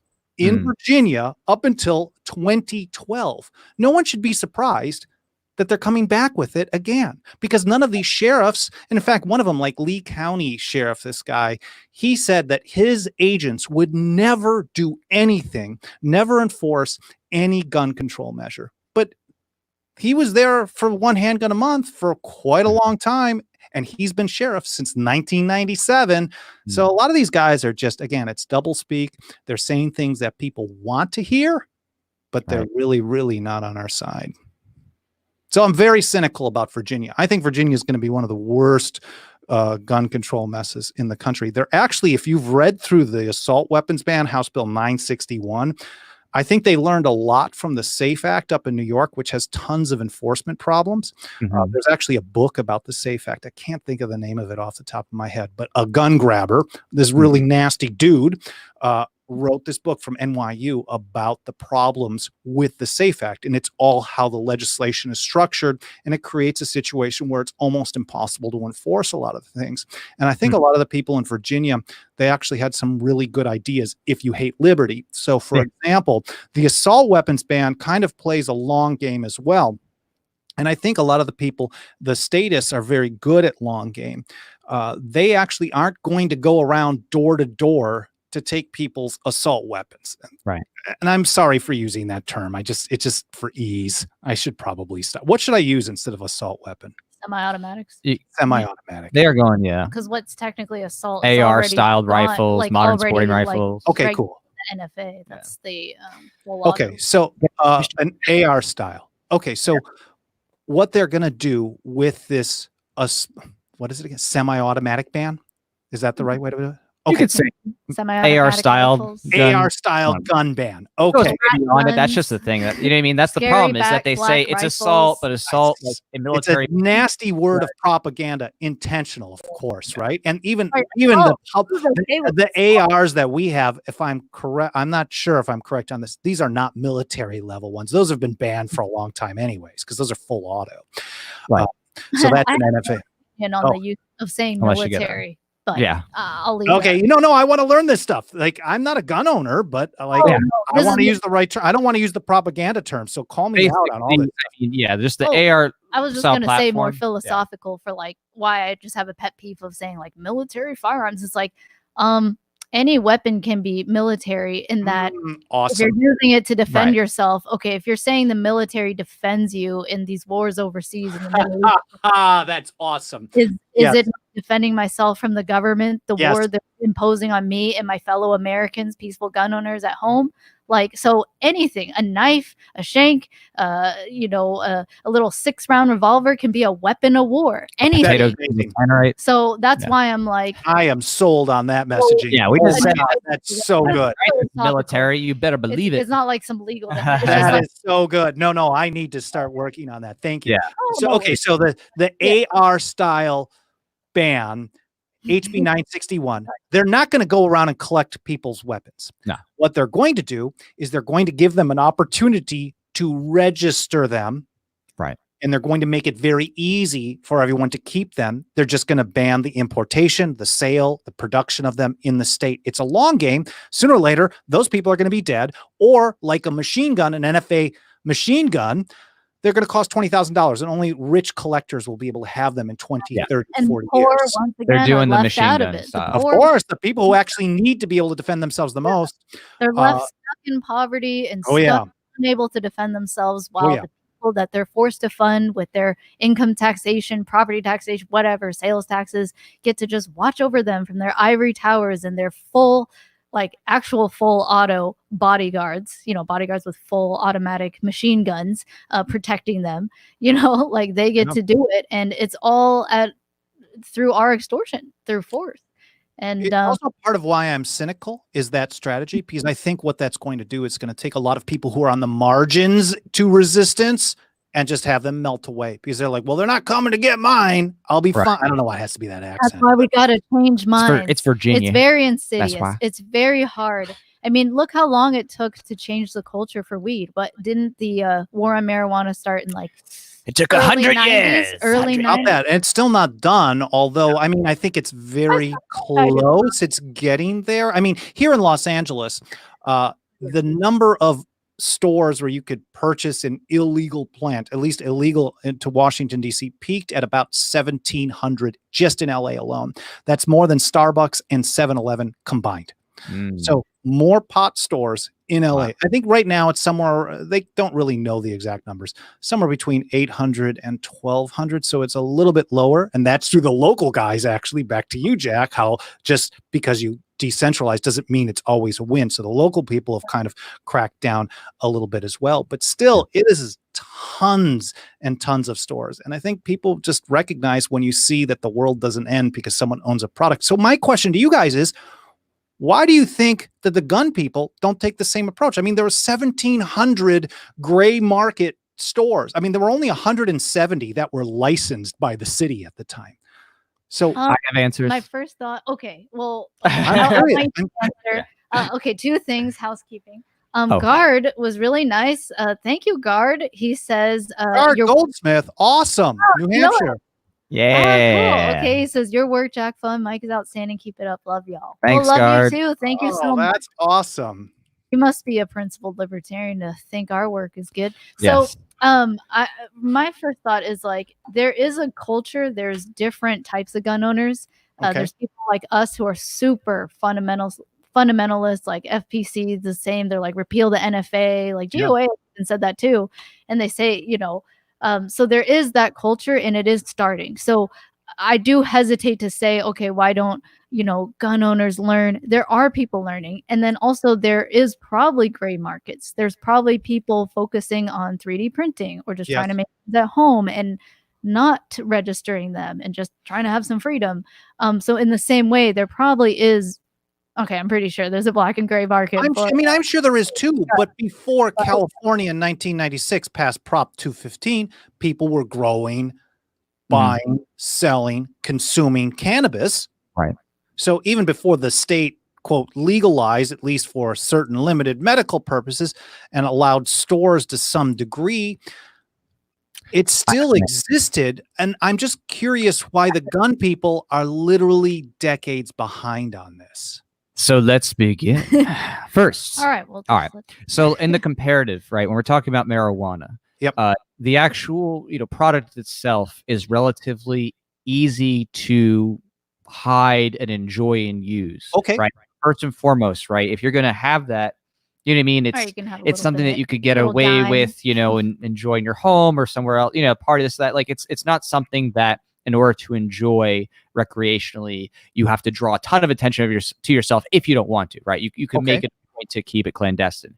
If you want to enjoy shooting guns, well, that's going to be a different story, because unless you have a really insulated indoor range, shooting guns is going to be very loud. So the enjoyment of guns, of course, makes it much more difficult to have a kind of a black market in recreational enjoyment. Like, you're not and it's a weapon. So there's that fear factor. Like, someone drops weed, like it falls out of their pocket. People aren't like, I'm scared.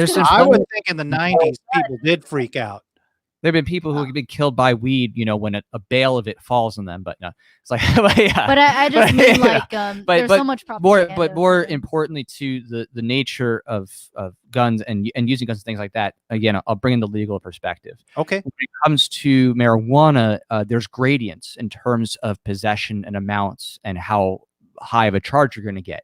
When you're dealing with firearms laws, you're a felon instantly. You know what I mean? We're talking, boom, 10 years, could be 20, 25 years easily right off the bat, right? So unlike the drug issues where maybe you have some, state laws that are a little bit more lenient, especially in California, and, might get arrested, maybe you do probation, maybe do a year. You get a gun, crime, you're going to the penitentiary. It's just straight up. So let's look at what happened in like 97 through maybe 99 or 2000 in Southern California. I mean, people literally were dying in prison for weed. Right. They were like sent for decades. Absolutely. At the time, right, the criminal penalties were incredibly high. And I think you do, it makes me think it's clearly, I think it's going to be across the board on guns. Like, there is no gradient, like you put it. Right. But it's not like it was an easy thing a couple of decades ago. 20 years ago, literally, I remember turning on the news at some point, and I don't know if you guys ever heard of like Porcupine 411 up in Free State Project, but there's like this kind of text thing where you'd get an alert. At least, I'd never experienced it personally, but I heard stories from people up there. Maybe Guard Goldsmith can tell us.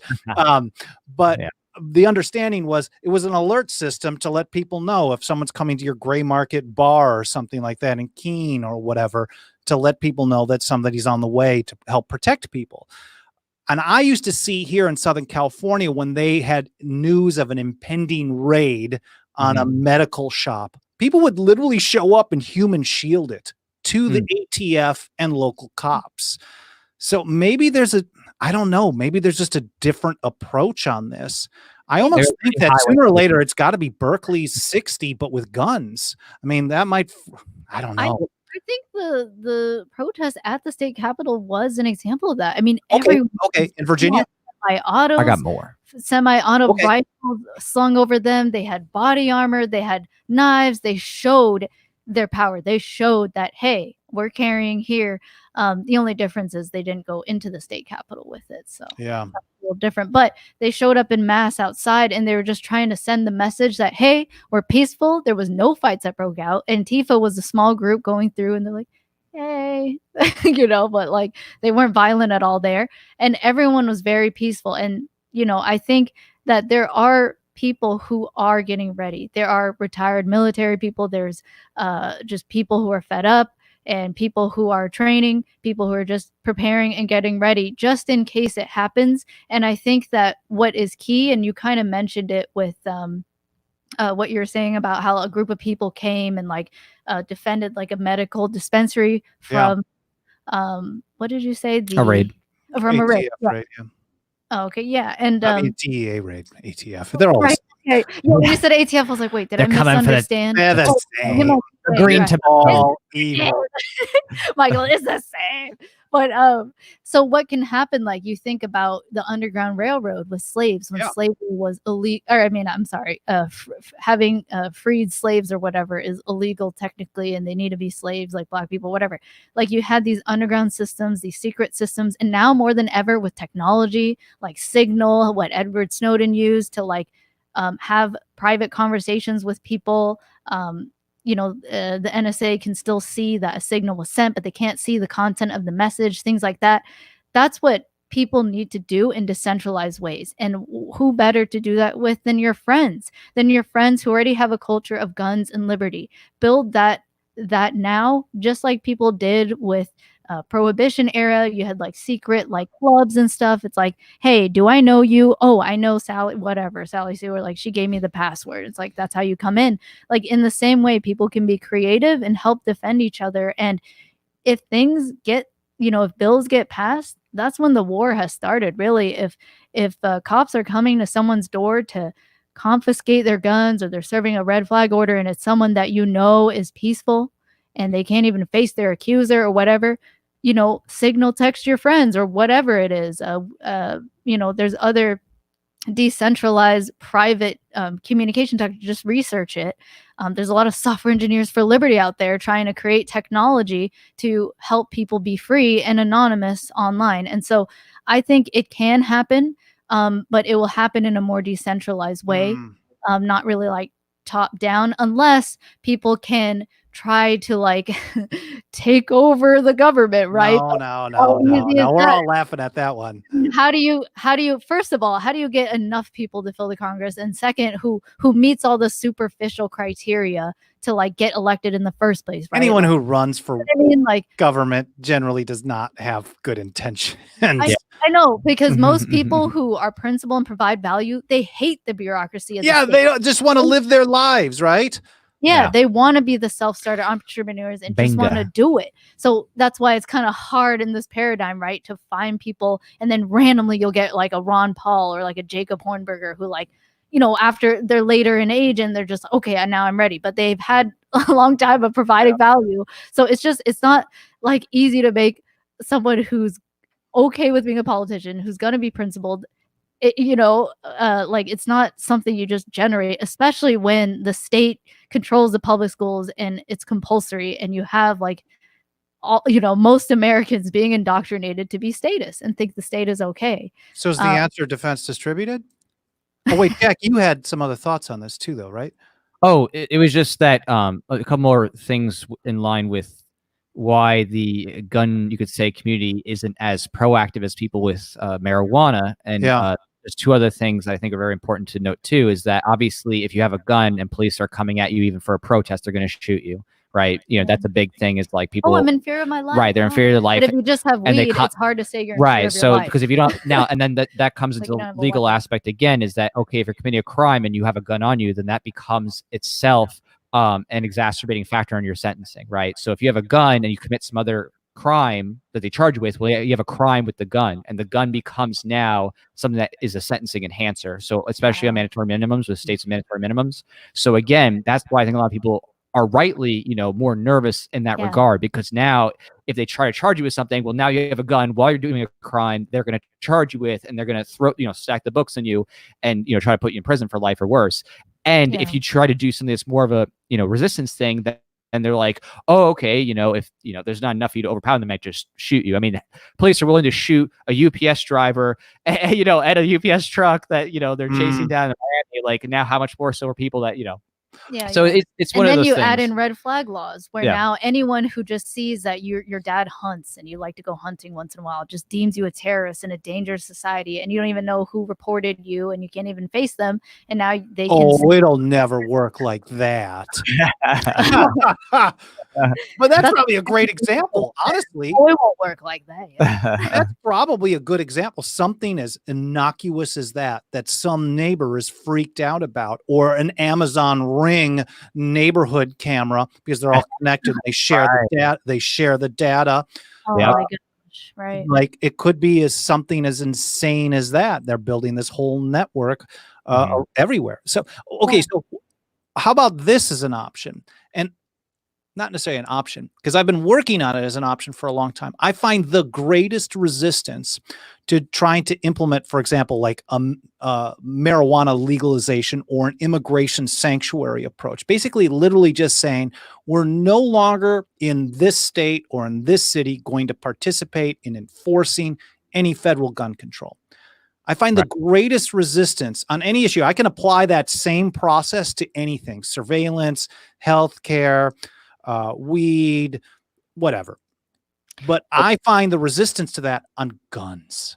The gun people, for some reason, and the gun people have fought me tooth and nail on this. We're making some headway. I think it's very likely we're going to get a gun rights sanctuary law passed in Missouri this year. I'm sure they'll come up with some tricks.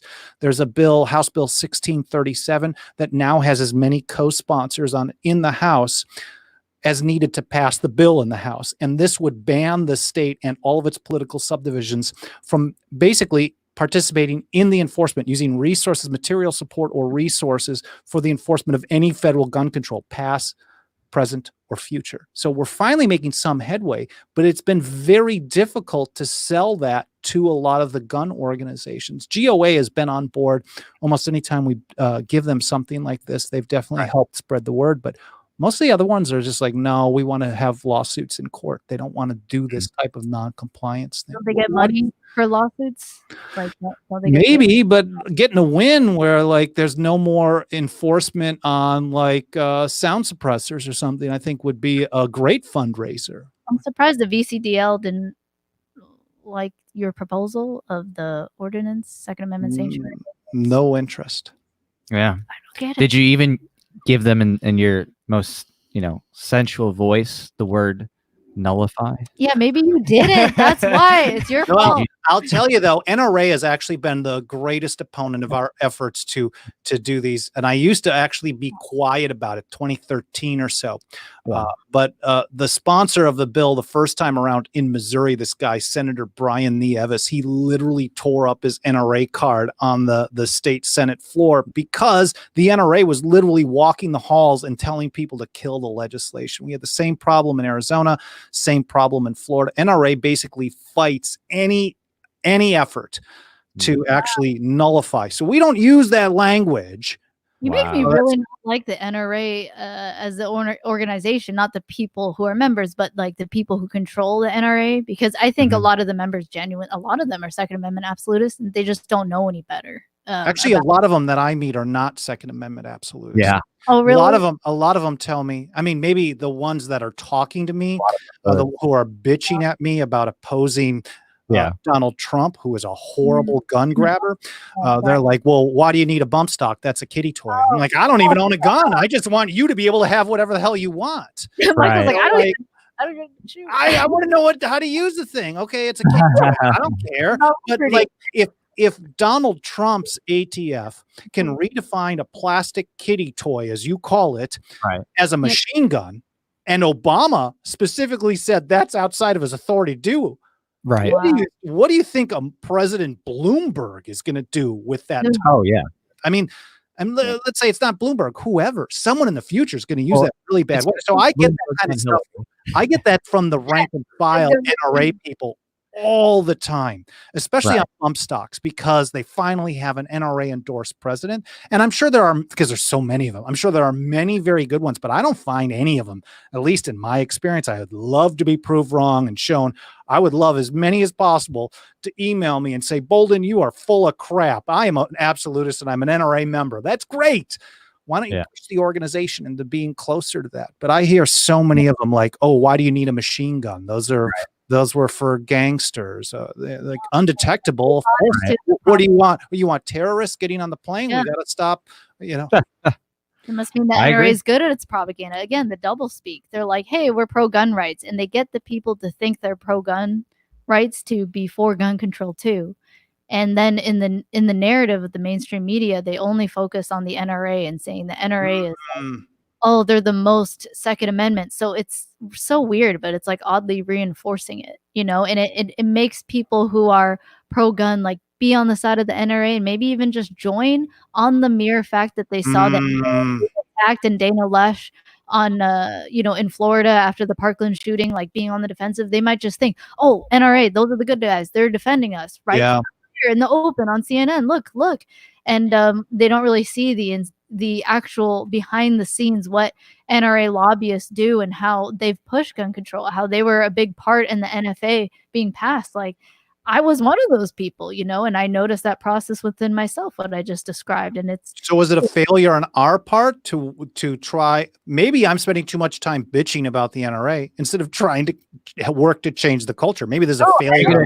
Enjoyed it and change it from the inside. I don't think it's bitch. I don't think it was bitching about the NRA, Michael. because honestly, it was your video, the 4 things you didn't know about the NRA and how they're pro gun control or whatever. That's not the title. I paraphrase, but 4 reasons why, top 4 reasons I don't, and it was hard to narrow it down, but it was the top 4 reasons I don't support the NRA. One was NFA 1934, the 1967 open carry ban. I guess it's not the right term, but basically they didn't like the Black Panthers carrying loaded weapons in California. So they got that passed and signed by Ronald Reagan. Then of course, I think it was the Nix system and then Donald Trump. Really good. Oh, right. So good. And that's what enlightened me. I didn't like know all of that detail. All I knew was the rhetoric the NRA gave, and I just had my opinion that I'm like, it's not law-abiding citizen. Oh my gosh. Yeah, that's a good one. That's a good one. But that was it. That was it. I day. didn't have the full like you know, dislike and hatred you have, and rightly so. And now I do because you have the big one, honestly, the one that's really stuck out, and I only learned about it a few years ago, is the Undetectable Firearms Act, because as I saw Defense Distributed coming up, I'm like, oh crap, maybe this is the thing that can get people, like, because then you don't have to go to a store. Like in the long run, you make it at home.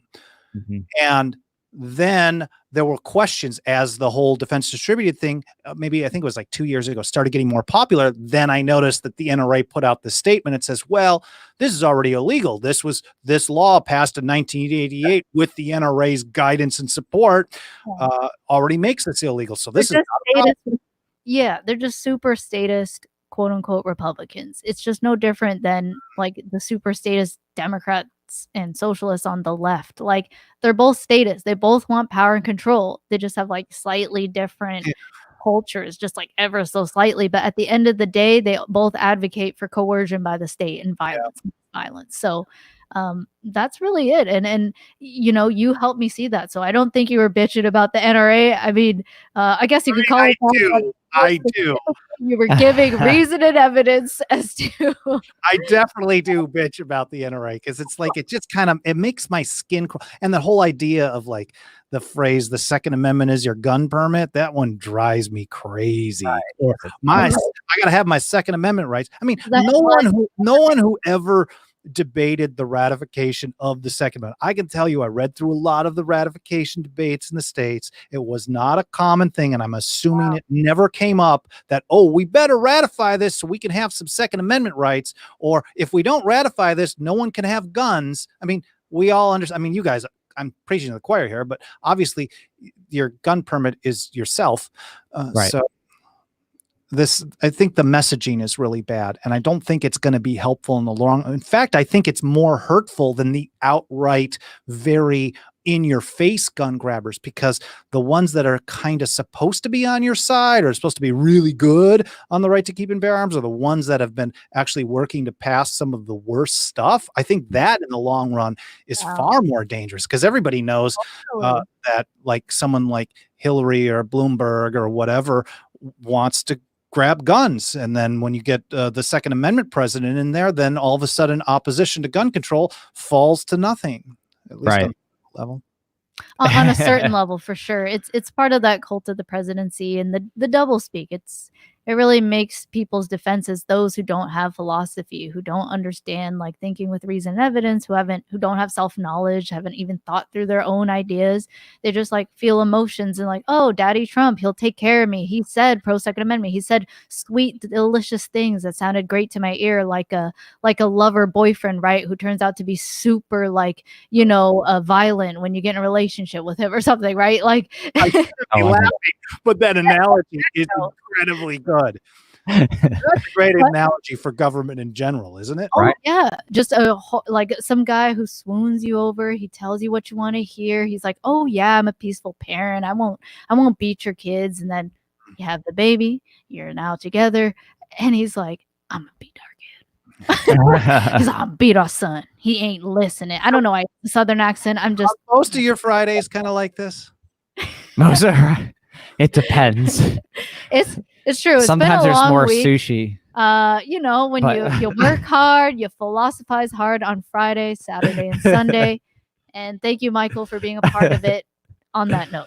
Okay. Yeah, I mean, we've been like killing it for a while here, right? We can kill it all day, every day. It's not even a thing. I feel like we should just literally do this every single day. Oh my gosh, what kind of show? We could live off of state hate all day. Like, I mean, there'd have to be food involved. There would have to be a mukbang as well. Oh, JMP. Like Michael's mukbang. Like in the alphabet, Jack. A nullification fiesta. As long as there's food involved, I'm very happy. Yeah. or we could do Jack and Pho with Michael popping in sometime. Oh, nice. Like nice. Michael specifically. I bring the delivery and then I eat it. Yeah. I mean, if it's that Cali good stuff, that's good. Yeah, we have a lot of good food options if you guys ever visit. That is the one thing that y'all got. Yes, if especially as you're talking sushi, I literally live 2.5 blocks from Little Tokyo. I mean, there's chefs. I mean, like the sushi is amazing. Like the hole in the wall kind of spot where they only serve at the counter, and there's a sign, and no one speaks English, and like read sign, and it's handwritten. It says no teriyaki, no, just only sashimi, right? I did have the most amazing side note. I did have the most amazing uni with Wagyu beef sushi. Like I'd never seen anything like this. And I'm not really a big sea urchin person normally, but Sarah, my partner, loves sea urchin. And I only have it if it's really good. But we went to the spot. They had a sea urchin fiesta. Man, I want to eat this right now. But it was like a little slice of Wagyu beef over the creamiest sea urchin. Oh my God. I heard that's huge. Was it salty? Cali. It was beefy. Beefy. Oh, wow. Oh. It was salty. It was salty. I mean, have you had urchin before? I have. The one I had was very, I don't know. It just tasted overly salty to me. And again, it's not like I don't like salt and stuff. It just tasted like almost granularly salty. Did it taste like a fresh scallop? I don't know. I could have had a bad deal. I could have had a bad deal. Yeah, a lot of it is not good. And to me, the flavor was mostly the Wagyu. Yeah. And I could barely taste the urchin. So I guess that means that was, I mean, normally you don't want a ton of like really salty or kind of like, you're like, what is this? It just doesn't sound as fresh, but a really fresh piece of urchin, I guess with the piece of beef layered over it, all it was a texture add on. That was just incredible. I can see that. We could probably talk through all your food adventures too. Okay, well, basically, we're trying to I've free seen market I've seen a lot capitalism of it. is great. I've liked a lot of it. Immigration based on property rights is fine because you can have someone who doesn't really have much customer service, doesn't speak your language, but they were able to write, "Hey, sushi $2." I wish. I wish. As long as they keep their word that sushi's $2. That's all that letters. I would be so Anyway. happy. You point me to the $2 sushi and I am in. I know, right? Not in They're Canada. into gear like a piece. I don't Oh know. my God. Like one piece of sushi. $2. Yeah. Well, if you ever come over these parts, we'll definitely hit up all you can eat sushi buffet and we'll go toe to toe. I'm in. I'm totally in. Yeah. This has been a great conversation. I mean, gosh, we could just talk all night. I can't I believe know. it's been almost 2 hours. Don't want to take up so much of your time. Whatever. I didn't even notice it was really long.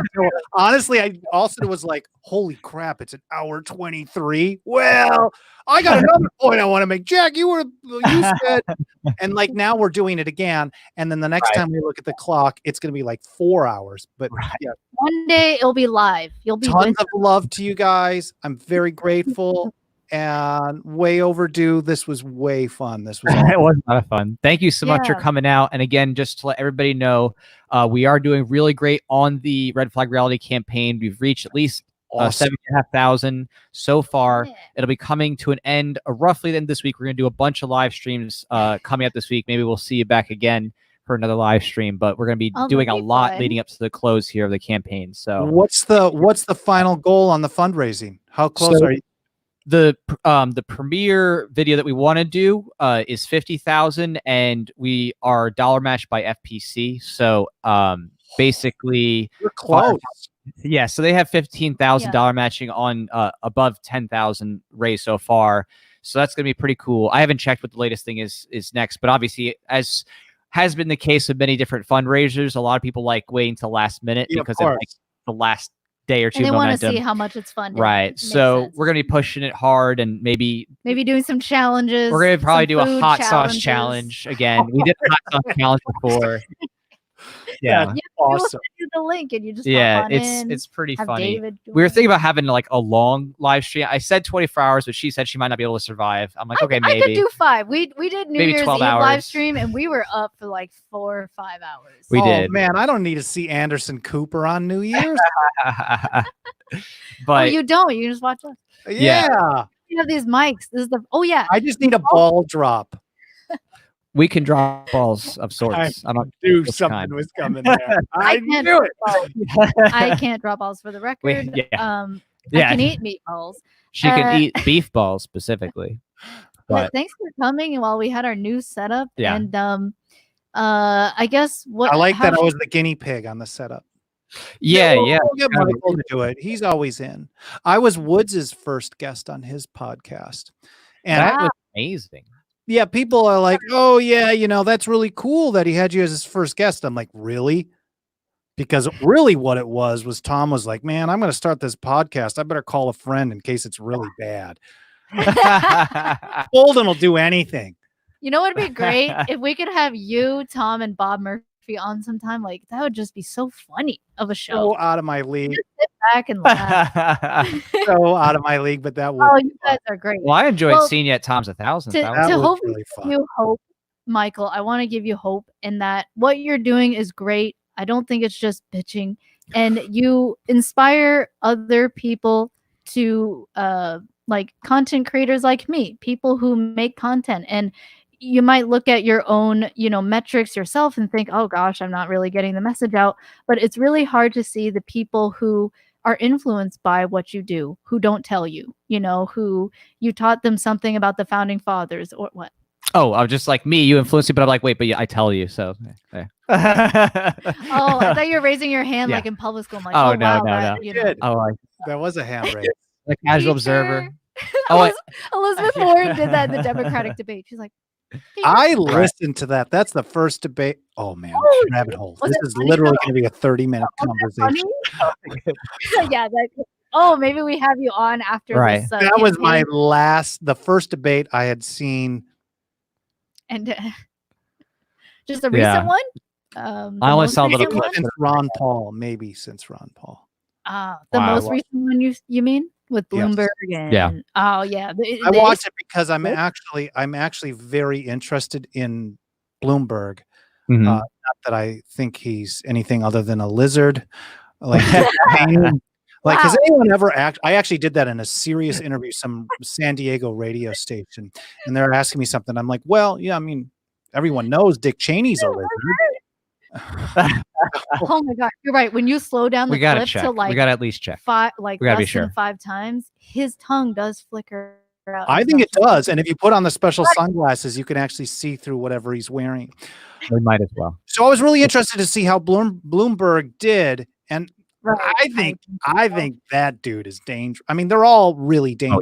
Oh, Obviously, I don't like Trump, Right. but I think Bloomberg. Well, in a weird way, maybe if Bloomberg won, Republicans would start pretending to be opposition again. So in a weird way, there might be something to think about there. Oh man, it's all gross. No. We gotta literally we gotta hone the message, and that's what I want to leave you with. Is what you're doing is great. Just like Ron Paul, how you just stayed principled, even if you don't see all the ripple effects, because it's hard. Not everyone, mostly the haters, are gonna be like, "I hate you, Michael. I hate you." I don't have any haters. Most people are busy with work, the ones who really provide value. But if you're influencing them, they'll probably leave a like, or maybe just not even like anything, just watch it and be influenced in some way. So just have hope in that, and have hope that you influence me, and Tom Woods helped me to be a free market capitalist. People like Rothbard, the Mises Institute, and all the work they do. Even though the Mises Institute, they're not getting like CNN headlines or any like huge corporate sponsorships, they are influencing people who are creating content as well, or running for office. Like you have the Libertarian Mises Caucus arising, which is a political action committee. I'm pretty sure. I'm not, I'm actually an advisor to the Libertarian Party. Ooh, yeah. Nice. Okay, well, there you go. On the Your dining. influence is there. So I just want you to know that at the end of the day, we always have to remember it's always about education. And we could have you on. I want a session where we can just talk about the founding fathers' philosophy, specifically the ones who are most like libertarian and principled. You can call them radical minarchists or whatever. None of them. I can give you some anecdotal stories. We will definitely do that. That'll be fun. Patrick Henry, I liked. Yeah. Yeah, exactly. Yeah, see, there you go. That's my boy. You're like, none of them. He wasn't libertarian, but I mean, but he really wanted liberty. I mean, there were definitely little. Okay, I'll leave it with this, so we can set it up for that follow-up episode. Like one of my favorite quotes came from one of the worst statists once he became president, John Adams. Back before he got, so I think it's a double lesson. Once they get in power, they do a lot of bad crap. John Adams. But back in 1776, he was very explicit, talking about how fear is the foundation of most governments. That was his message to people, that they use fear to get people to do stuff like we were talking earlier, and that people, as long as they're not afraid, they will not give up their life and liberty to the altar of government power. Exactly. So in the end, it's about education, and sure, some of the founding fathers went back on the principles they advocated for to get, change people's minds and say, yeah, we got to fend off the British and fight like to the death, literally. Like, what they first did is they changed minds. And so that's what I just try to remember is at the end of the day, you're right. It's about human action, and what informs human action, the human mind. And it's whoever controls the human mind controls the future. That's why governments all around the world have compulsory public school education.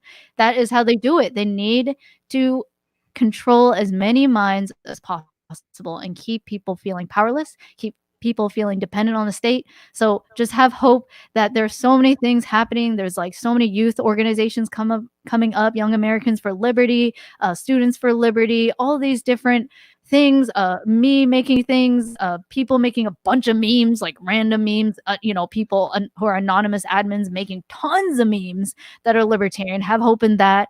The Buhajadines for Liberty, like bourbons for, like there's so many people who you may not even know you're influencing. So just remember that. I know it can be hard to see. I know that human nature can be easy to want to just desire stability and be carried away by emotion, fear, uncertainty, and doubt. And it's at the end of the day, we just got to teach people philosophy, self-knowledge, how to think critically, and teach them principles. Have them value these principles of liberty that we hold dear, that we value property rights, that we value the respect of individuals, and we just don't want coercion of anyone who's peaceful. That's it. And I think minds have changed, so many. And I think that it is very possible we will see liberty in our lifetime. I don't know exactly what that looks like, but for sure we see it now. Like from walking down the beach with your wife holding hands in true freedom and eating some sea urchin on the water, like that's freedom. And we experience it every day. And maybe that's why Oh, we that's don't good. feel like, rushing the government, because we still have things to live for and to That's good. love and to cherish. So that's what we do. We're in the battle of ideas right now. We're trying to be peaceful. We're not, doing violent overthrow yet. It's more about changing minds, because there's still things that we can love and live for. So That you are is making so good. happen. That is so good. Inspired. Inspired. It's very Harry Brown, How I Found Freedom in an Unfree World. That is really awesome. And maybe he doesn't even know that he influenced Michael Boldin of the 10th Amendment Center, Yeah. Like, Does or Harry? Lysander You just Spooner. did now too, so that's pretty amazing. All right, hugs to both of you guys. Oh, sorry. I'm trying to give you guys a virtual hug. Oh, yes. Oh, I will give one to Vermin for you tomorrow. you're the mic. Well, gonna I mean, he's just fun. I'm definitely a big Jacob Hornberger fan, but Yes. again, I'm a non-voter. But Right. It doesn't matter. You can Because of appreciate all the logistics, different people. though. It's different flowers, and you sniff all of them, and it's okay. Wow. Wow. I didn't The know a different boot flowers was a of liberty. flower. If I meet Vermin this weekend, I will not smell the boot. don't smell the boot. He takes it off now. Dude, I just I am not realized, does smelling or looking Vermin at boot. put a boot on his head to like symbolize like the boot of the state? Like, is he? Possibly. I'm gonna ask him, be like, are you doing all these like hidden symbolic things, like with the free ponies and the thing? Like, I don't know, but anyway. The big secret is he's actually a part of the Illuminati, and he's just here. Now. Man, we need one. We need one. He's the boot. You're He's the right. boot Illuminati, though. I've always wanted to meet one. It's a sect. We The need boot a lizard Illuminati, person. yeah. Nominate a lizard person. So he broke off, and he's trying to liberate us now. Oh my gosh. Well, I hope this was a great start to your weekend, like it was ours. We'll be thinking of you, and Likewise. I really hope we get to see you. And This is like Lord of the Rings, just like 10 endings. I know. I don't want to go either, but I gotta eat. I'm sorry, Frodo. but Honestly, if we lived closer, we would be just literally hanging out we were doing probably this just shit going all the time. None of us would ever get anything done. no, we'd probably just go eat. You're right. Yeah, exactly. Date or something. Yeah. Thank you both for having me. Lots of love to both of you. Looking forward to the next one. Thank you. Say hi Thanks, to your Michael. non-waifu for us. I will. Final Your free market conclusion. waifu. Well, thank you everyone for hanging out with us. Hope you check out Michael Boldin. Hope you check out Red Flag Get some silver Reality.com. rounds. He needs silver rounds. They're there. There you go. I know you want silver, right? Yeah, that's right. You can get silver. Yeah, Michael baby. Boldin should be in a comic. I agree. All right. Bye, everyone. guys. Take care. Bye. Thanks for hanging.